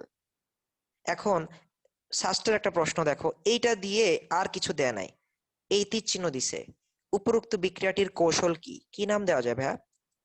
ফ্রি রেডিক্যাল প্রতিস্থাপন। অ্যালকেনের সকল বিক্রিয়ার নাম প্রতিস্থাপন, যদি সূর্যরশ্মি দিই একটা নাম যুক্ত করে দিব, ফ্রি রেডিক্যাল প্রতিস্থাপন। আই রিপিট, এই বিক্রিয়াটা দিয়ে নাম চাইছে, এই বিক্রিয়াটার নাম কি, মানে কি সরি কৌশল কি? ফ্রি রেডিক্যাল প্রতিস্থাপন বিক্রিয়া। আর এই সংকেতগুলো যারা মেডিকেলে ভর্তি পরীক্ষা দিবে এগুলো নামবে। এটার নাম কি? ডাইক্লোরোমিথেন। এটার নাম কি? ট্রাইক্লোরোমিথেন। সংকেতের নাম মুখস্থ রাখতে হবে, টেট্রাক্লোরোমিথেন। ইজি, 4টা ক্লোরিন 1টা কার্বন মিথেন, 3টা ক্লোরিন 1টা কার্বন ট্রাইক্লোরোমিথেন, 2টা ক্লোরিন 1টা carbon dichloromethane, chloromethane. This is chlorination of alkane, this is chlorination of alkane.